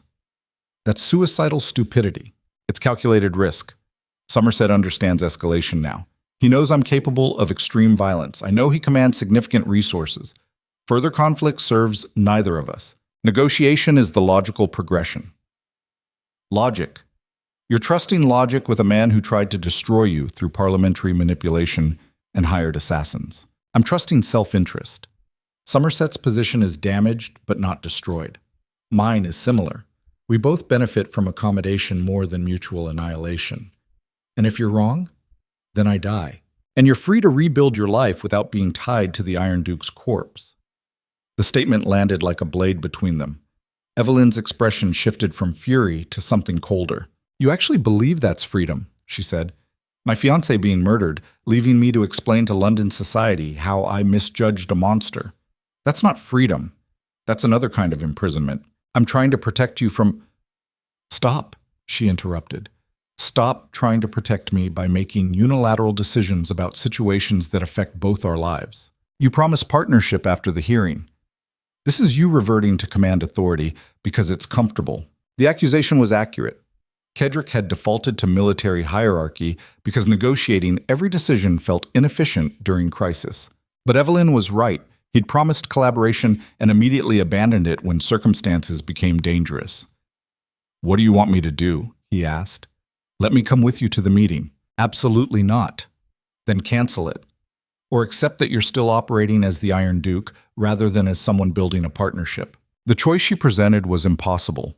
Bringing her into direct confrontation with Somerset risked her safety, but refusing proved her point about his inability to actually share power. Caedric recognized the tactical bind. War had trained him to make command decisions instantly. Partnership required slower negotiation. The conflict between those approaches was fundamental, probably permanent. But permanent incompatibility didn't mean surrender. If you come, you follow my tactical direction completely, he said. Somerset is dangerous. The situation is volatile. I need to know you'll prioritize survival over making points. I'm not suicidal. I just refuse to be excluded from decisions that determine my future. Fair. Tomorrow evening, then, both of us. Eveline nodded once, acceptance without warmth. The damage of his initial unilateral decision lingered between them like smoke. Partnership was proving harder than combat. But unlike combat, partnership didn't allow the comfortable hierarchy of command structure. It required constant negotiation, vulnerability, trust that Caedric's war experience had systematically destroyed. Learning it would take years. He probably didn't have years before his instincts sabotaged everything again. But tomorrow's meeting might buy enough time to try. The old merchant house near the docks stood alone among warehouses and abandoned equipment. Exactly the kind of location where powerful men conducted business they couldn't acknowledge publicly. Caedric and Eveline arrived after dark, Marcus and 2 guards waiting outside with instructions to intervene only if violence became obvious. Inside, the structure was bare brick and rotting timber. Moonlight filtered through broken windows, dust thick enough to muffle footsteps. Somerset waited in the center of the main room. Alone as promised, standing like judgment rendered physical. He looked older than at the hearing, exhausted, the strain of scandal and investigation wearing visibly on him. Duke Valemont, he said formally. Miss Ashcroft, I didn't expect you to bring your fiancée to our negotiation. I don't make decisions about her future without her presence, Caedric replied. How refreshingly modern of you. Though given your recent body count, I'm surprised she's still willing to stand beside you. Given your recent attack on his home, I'm surprised you expected him to come alone, Eveline said coldly. Somerset's expression shifted slightly, acknowledging her presence as more than decoration. Fair point. Shall we discuss terms like civilized people? We're beyond civilization, Caedric said. Let's discuss terms like survivors. The three of them stood in the abandoned building while London continued outside, unaware that power was being renegotiated in shadows. Somerset spoke first. The corruption evidence you released has damaged my position significantly. Independent auditors are already finding irregularities that will require explanation. Parliamentary allies are distancing themselves. My influence is declining rapidly. Good, Caedric said. That was the objective. But destroying me completely serves no one. My political network still controls significant resources. My family connections reach into the crown itself. And most importantly, I still have evidence regarding your wartime conduct that could be presented through channels you can't block. Mutually assured destruction, Eveline observed. Precisely. Somerset turned his attention to her directly. You're more perceptive than London credits, Miss Ashcroft. Yes. Mutually assured destruction. The Duke can damage me. I can damage him. Further escalation destroys both of us while serving no strategic purpose. So you're proposing détente, Caedric said. I'm proposing accommodation. You withdraw the corruption evidence. Allow me to manage the current scandal privately. In exchange, I cease all action against you. No more parliamentary proceedings. No more attacks. No more attempts to isolate you politically. And the bodies from 3 nights ago? Regrettable miscalculation. I was operating from fury rather than strategy. Those men weren't supposed to escalate to lethal force. They came to kill me, Somerset. Don't insult my intelligence by pretending otherwise. The Duke's expression hardened. Fine. Yes. I sent them to kill you. You'd humiliated me publicly, exposed corruption I'd spent decades hiding, and refused to accept your place in London's hierarchy. I wanted you dead, but you proved more capable than anticipated. Now we're at stalemate. I'm proposing we both survive rather than both perish. Caedric studied the older man, reading exhaustion and calculation in equal measure. Somerset was genuinely offering truce, not because he'd grown conscience, but because continuing the war would destroy him. That made the offer credible in ways moral appeals never could. Your terms are acceptable with one addition, Caedric said. You publicly acknowledge the Northern Campaign investigations were based on incomplete information. You don't praise my conduct, but you admit the proceedings were flawed. That humiliates me before Parliament. Good. Consider it payment for the attack on my home and the attempt to destroy my engagement. Somerset's jaw tightened. You're not just seeking accommodation. You're demanding submission. I'm demanding acknowledgement that you lost this round. You can rebuild from damaged pride. You can't rebuild from complete destruction. The silence stretched while Somerset calculated options and apparently reached the same conclusion Caedric had already identified. Pride was recoverable. Death wasn't. Fine, he said finally. I'll make the statement. But after this, we're done. No future conflicts. No political maneuvering. You stay out of my domain, I stay out of yours. Agreed. They stood in the abandoned merchant house while accommodation settled between them like ash after fire. Not peace, not forgiveness. Just two predators establishing territory and accepting that mutual survival served their interests better than mutual destruction. Eveline had remained silent throughout the negotiation, watching both men with clinical assessment. Now she spoke, her voice cutting through the tension. This is what power actually looks like, she said. Not grand speeches or noble gestures, just two men trading damage until survival becomes preferable to victory. Somerset studied her with something like respect. You understand the game quickly, Miss Ashcroft. Perhaps you're the only winner in this entire conflict. I didn't win anything, Eveline replied. I just learned that London's civilization is performance, and underneath everything is just brutal calculation. Welcome to the aristocracy, Somerset said dryly. He departed without further ceremony, disappearing into London's darkness while his carriage rattled away. Caedric and Eveline remained in the abandoned building. The confrontation concluded, but consequences still settling. You bargained well, Eveline said finally. Secured survival while maintaining enough damage to Somerset's reputation that he can't easily retaliate. That's not a compliment. No, it's observation. You're very good at what you do, Caedric, dominating situations, calculating advantage, turning vulnerability into weapon. You've spent your entire life perfecting those skills. But that's not the same as actually living. That's just elaborate survival. The distinction cut deeper than accusation. Caedric had spent 3 years focusing exclusively on survival, getting through each day, managing threats, maintaining control. He'd forgotten that survival alone wasn't sufficient, that humans required something beyond threat management to actually exist rather than just persist. Eveline had identified what he'd lost without fully understanding how to reclaim it, or whether reclaiming it was even possible for someone as fundamentally altered as he'd become. They left the merchant house and rode through London's streets in silence. The city glowed with gaslight and ambition, thousands of people pursuing their own survival without realizing how fragile the entire structure was, how quickly civilization collapsed into violence when power shifted unexpectedly. Caedric understood that fragility intimately now. Understanding it was both curse and clarity. 3 weeks passed with surprising calm. Somerset made his parliamentary statement, publicly acknowledging procedural flaws in the Northern Campaign investigation. The admission didn't exonerate Caedric completely, but it damaged the narrative enough that his military honors remained intact. Gradually, London society found new scandals to obsess over. The Iron Duke faded from immediate attention, which suited Caedric perfectly. He spent those weeks attempting something he'd considered impossible, learning to exist rather than just survive. It meant small adjustments, consulting Eveline before making decisions, accepting that control wasn't synonymous with safety, tolerating uncertainty without immediately deploying tactical responses. It was exhausting. It was also necessary. The wedding was scheduled for spring, 2 months away. Far enough to allow scandal to settle, but close enough that London understood commitment was real. Eveline spent increasing time at Valemont Manor, navigating the transition from guest to soon-to-be Duchess. She reorganized household operations with quiet efficiency, earning loyalty from staff through competence rather than demanding it through authority.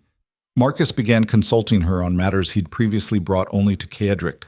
The estate was slowly becoming their shared domain rather than his fortress. One evening, Caedric found her in the library that had become her preferred space. She was reading by firelight, exactly as she'd been the night everything began. He stood in the doorway watching her, recognizing how fundamentally his world had shifted. 6 months ago, isolation had felt like safety. Now it felt like death. "You're staring," Eveline observed without looking up from her book. Caedric entered and sat in the chair across from her. "I was thinking about how much has changed. Everything has changed. You have a fiancée who refuses to be controlled. Somerset has been neutralized. Your reputation survived. London believes the Iron Duke found redemption through love. But you don't believe that narrative. No. Because redemption implies you were wrong before. You weren't wrong. You were surviving using the skills you possessed. Now you're learning different skills because circumstances changed. That's a much less romantic interpretation. Romance is performance for comfortable people. We're not comfortable people. No, we're not." The fire crackled while silence settled between them. Comfortable silence now, rather than the charged tension of their early interactions. Progress measured in small moments. "Tell me something true," Eveline said, echoing her request from months ago. "Something about what you're learning." Caedric considered the question honestly. "I'm learning that domination is easier than partnership, that control feels safer than trust, that every instinct I developed during war actively sabotages the life I'm trying to build here. And I'm learning that despite those obstacles, I'd rather keep trying than revert to isolation. That's more honesty than I expected. You asked for truth. I'm providing it." She set her book aside, studying him with that penetrating assessment he'd grown to value rather than fear. "You're changing, Caedric. Slowly. Maybe too slowly for what we need. But you're trying. That matters. Is trying sufficient? For now. Ask me again in a decade." The response made him smile slightly. Eveline didn't offer false comfort or confident promises, just realistic assessment of their situation. 2 damaged people building something functional from ruins, success uncertain, but effort worthwhile. It was the most honest relationship he'd ever experienced. It was also the most terrifying, because honest relationships required vulnerability, and vulnerability had proven fatal during war. Learning to accept it during peace meant fighting every instinct that had kept him alive. But the alternative was existing beside Eveline while remaining emotionally isolated. That seemed like torture more comprehensive than anything Somerset could devise. So Caedric kept trying, kept learning, kept failing and adjusting and attempting again. It would probably take years to approach functional partnership, but years implied future, and future was something he'd stopped believing in after returning from war. Reclaiming it felt like victory more meaningful than any battlefield triumph. The wedding occurred on a spring morning when London was finally shaking off winter's grip. Westminster Cathedral filled with nobles required to attend, journalists eager to document the occasion, and curious citizens wanting to witness the Iron Duke's transformation from monster to married man. The ceremony was traditional because deviation would have sparked more scandal. Caedric stood at the altar in full military dress, every medal on display, looking exactly like what London expected, the war hero claiming his improbable bride. Eveline walked down the aisle in white silk that somehow made her striking rather than plain. She'd refused elaborate decoration or attempts to transform her into conventional beauty. Just herself, honest and unadorned, walking toward a future that promised difficulty without guaranteeing happiness. When she reached the altar, Caedric saw something in her expression that hit harder than any battle. Not love exactly, something more complex. Determination mixed with fear, mixed with acceptance that they were both taking enormous risk with uncertain outcome. He recognized the expression because he felt the same thing. The ceremony proceeded with ritual words neither particularly believed, but society demanded. Caedric made promises he'd probably fail to keep perfectly. Eveline accepted vows she understood would be tested constantly. They became married not through optimism, but through conscious choice despite full awareness of obstacles ahead. When the ceremony concluded and they faced London society as Duke and Duchess of Valemont, Caedric understood something fundamental had shifted. He was no longer operating alone. His decisions would affect Eveline directly. His survival was now tied to someone else's well-being. It should have felt like weakness. Instead, it felt like purpose, like finally having something worth protecting beyond his own existence. The reception was predictably elaborate. Nobles offering congratulations that ranged from genuine to calculated. Somerset appeared briefly, offered cold courtesy, and departed quickly, accepting the new reality without pretending friendship. Lord Pemberton remained noticeably absent, as did most of the coalition that had attempted Caedric's destruction. Power had been redistributed, new accommodations established, London's machinery ground forward with fresh arrangements. Late in the evening, Caedric and Eveline escaped to Valemont Manor's balcony overlooking the Thames. Below them, London glowed with gaslight and ambition. The city that had tried to destroy them both now accepted their union because refusing meant acknowledging how thoroughly Somerset's assault had failed. "This isn't how I expected my life to develop," Eveline said quietly. "No? I expected quiet spinsterhood in my mother's house. Reading books, avoiding attention, eventually becoming the eccentric aunt who made everyone uncomfortable at family gatherings. And instead you're Duchess to London's most feared military commander." "Yes. Quite an upgrade in terms of making people uncomfortable." Caedric smiled despite himself. "You realize this will be difficult. I'm not going to suddenly transform into someone easy to live with. I know. You're going to make unilateral decisions, revert to command authority during stress, struggle with vulnerability for decades. I walked into this with full awareness. Then why?" She turned to look at him directly, the city lights reflecting in her dark eyes. "Because easy isn't the same as worthwhile. Because comfortable people never actually risk anything valuable. Because you looked at me and saw someone real when everyone else saw nothing. That gift warranted reciprocation, even if reciprocation means decades of difficulty. Especially then. Anyone can love easily. Building something functional from damage requires actual courage." The statement was so precisely her worldview, pragmatic, clear-eyed, refusing romantic illusion while acknowledging value, that Caedric felt something shift in his chest. Not healing exactly, but recognition that healing might eventually become possible. "I don't know if I can become what you deserve," he admitted. "Then we're matched. I don't know if I can survive who you'll remain." They stood on the balcony while London continued below them, two people who'd survived their respective wars and chosen to build something together from the wreckage. It wasn't the love story London would tell about them. It was something stranger, more honest, more likely to fail, but also more real. Inside the manor, celebration continued. Outside, spring slowly reclaimed the city from winter's grip. And on the balcony, the Duke and Duchess of Valemont watched their domain with exhausted relief. They'd survived. That was sufficient victory for tonight. Tomorrow would bring new challenges, new failures, new opportunities to attempt partnership despite every instinct suggesting isolation was safer. But tomorrow existed now. That alone felt like triumph. Years passed with accumulating small victories and predictable failures. Caedric's nightmares never completely disappeared, but they gradually lost intensity. The artillery strike on Ashenmoor still visited him, but less frequently with less visceral horror. War remained part of him, but partnership with Eveline slowly taught him that survival wasn't his only operating mode. The lesson took years to partially learn. He backslid constantly, made unilateral decisions during crisis, reverted to command authority when stress peaked, struggled with vulnerability so fundamentally that Eveline sometimes questioned whether real partnership was possible. But he kept trying. That persistence mattered more than perfect execution. Eveline navigated her role as Duchess with the same pragmatic competence she'd brought to their courtship. She reorganized Valemont's household, established connections with London's intellectual circles rather than purely social ones, and became known for sharp assessment rather than conventional charm. Society never quite knew what to do with her. She preferred it that way. Their relationship was functional rather than romantic. They built something sustainable from honesty and mutual respect and acceptance of each other's limitations. It wasn't the grand passion novels celebrated. It was something stranger and more durable. Partnership between two people who understood damage intimately and chose connection despite full awareness of the cost.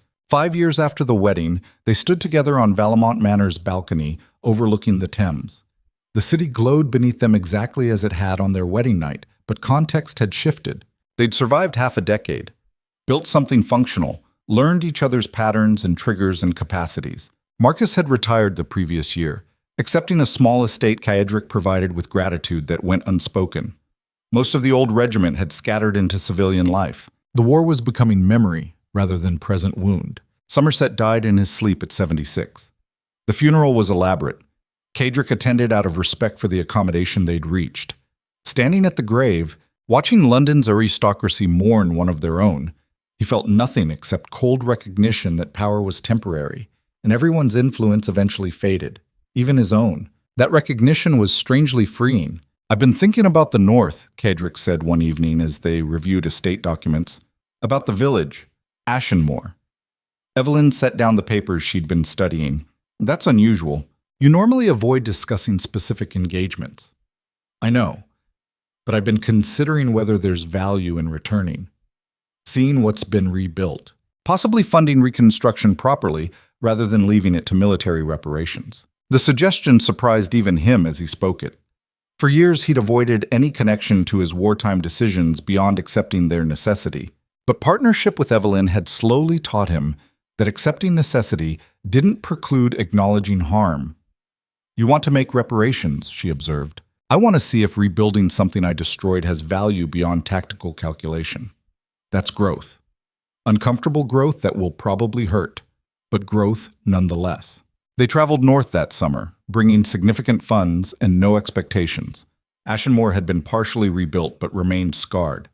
The church was ruined still, memorial stones marking where 70 civilians had died when Caedric ordered the artillery strike. He stood among those stones feeling nothing that resembled redemption, but something that might eventually approach acceptance. The decision had been necessary. The casualties had been real. Both truths existed simultaneously without canceling each other. The village elder was a woman in her 60s who'd lost her daughter and grandchildren in the strike. She received Caedric and Eveline with cold courtesy, accepting the reconstruction funds while making clear forgiveness wasn't available. "I'm not here asking for forgiveness," Caedric said, "just offering resources to rebuild what was destroyed." The woman studied him with eyes that held too much memory. "You were following orders." "I gave the orders. Command responsibility means the decision was mine." She nodded slowly. "At least you don't hide behind duty. Most commanders do. They order violence, then pretend they had no choice. I had choice. All commanders do. I chose my men over your village. That's the truth of it." And now you're trying to buy forgiveness you claim you're not seeking. I'm trying to build something from ruins I created. Whether that matters to you or not is your decision. But the money and commitment are real regardless. They remained in Ashenmoor for 2 weeks, working alongside villagers to rebuild structures and infrastructure. Caedric's military precision translated surprisingly well to construction logistics. Eveline's organizational skills coordinated resources and labor. They didn't make friends, but they made progress, and progress was sufficient. On the final evening before returning to London, Caedric stood at the church ruins while sunset painted the horizon in colors that reminded him of fire. Eveline found him there, standing among memorial stones in silence. "Does this help?" she asked. "The rebuilding? I don't know. It doesn't undo what happened, doesn't change the decision I'd make if circumstances repeated, but it acknowledges that tactical necessity and human cost aren't mutually exclusive. That's probably the closest you'll get to healing." "Yes. And it has to be sufficient." They returned to London changed by the experience. Not redeemed, not absolved, just slightly more integrated with themselves. Caedric would never escape what war had revealed and refined in him. But he'd learned that accepting his nature didn't preclude attempting to balance accumulated damage. The lesson was ongoing, would probably remain ongoing for life. But ongoing meant future. And future meant hope existed even in forms he'd once considered impossible. Sig. 10 years after the wedding, Caedric sat in his study reviewing estate operations while snow fell across London outside. He was 40 now. The scar had faded to barely visible silver. The nightmares came perhaps once a month rather than nightly. He'd learned to exist rather than just survive. The learning had been brutal, but somehow worth it. Eveline entered carrying correspondence and the comfortable ease of someone who'd navigated a decade of partnership through its various complications. She'd grown into her role without losing the core honesty that had drawn Caedric initially. If anything, power had refined rather than corrupted her. "Parliament wants you to testify regarding military appropriations reform," she said, handing him an official summons. "They're finally implementing oversight on command decisions during combat." The irony wasn't lost on either of them. A decade ago, Parliament had tried to destroy Caedric for his combat decisions. Now they wanted his expertise shaping policy. Power was strange that way. "Will you go?" Eveline asked. "Probably. Someone needs to explain that oversight is necessary but can't remove command authority entirely. War requires decisions made with incomplete information under extreme pressure. Policy can't eliminate that reality, but it can establish accountability. Yes, accountability without paralysis. That's the balance." She settled into the chair across from his desk, reviewing her own correspondence while he read the parliamentary request. This was their pattern now. Working in comfortable silence, existing beside each other without constant performance. Partnership distilled to its functional essence. It wasn't romantic, but it was real, and reality had proven more valuable than romance anyway. "I've been thinking about children," Eveline said without looking up from her letters. The statement caught Caedric mid-breath. They'd never discussed family explicitly. Understanding that bringing children into their complicated dynamic added variables neither felt prepared to manage. "That's unexpected," he said carefully. "I know, but we're building something functional here. Maybe not perfect, certainly not easy, but functional. That seems like foundation enough. You're worried I'd be a terrible father." "Yes, but I suspect you'd try anyway, and trying is probably sufficient."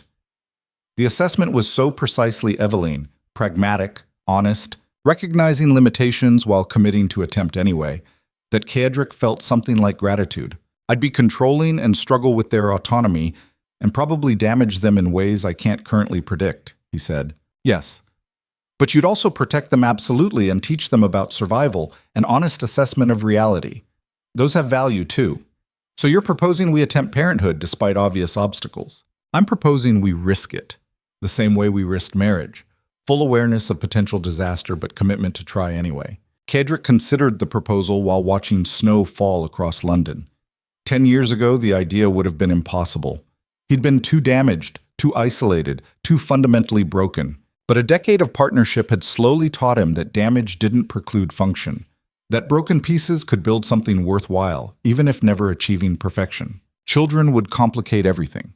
would test his capacity for patience and flexibility in ways he'd probably fail repeatedly, would force him to confront his own damage while trying to minimize theirs. It was terrifying. It was also possibly worthwhile. "We'd be risking a lot," he said finally, "bringing someone innocent into our particular disaster." "We would. But disaster is all any family really offers. We're just more honest about ours. Then we try, with full acknowledgement that I'll make mistakes and struggle and possibly damage our children despite best intentions. I'd expect nothing less. Perfection was never the objective. Functionality is sufficient." She returned to her correspondence while the decision settled between them like something heavy but manageable. They'd survived a decade, built partnership from ruins, faced London's violence and political warfare, and emerged functional, if not whole. Children were the next impossible thing to attempt. Caedric felt the familiar coldness that preceded high-risk decisions, but underneath the tactical assessment was something warmer. Not quite hope, but possibility. The recognition that future could include creation rather than just survival. Outside, snow continued falling across London, while inside Valemont Manor, two damaged people agreed to attempt something new. Not because success was guaranteed, because trying mattered more than certainty. That lesson had taken a decade to learn, but learning it had transformed survival into something resembling life. And life, however difficult, was worth the ongoing effort. The Iron Duke sat at his desk beside his Duchess, reviewing correspondence while London slept beneath winter snow. They'd both traveled through hell to reach this moment of simple shared silence. It was neither beautiful nor comfortable nor particularly romantic, but it was real. And real was the only victory that actually mattered. The fire crackled. The snow fell. Two people existed beside each other with honest awareness of limitations and possibilities both. Tomorrow would bring new challenges, but tomorrow always did. And now they faced it together. That was sufficient. That was everything.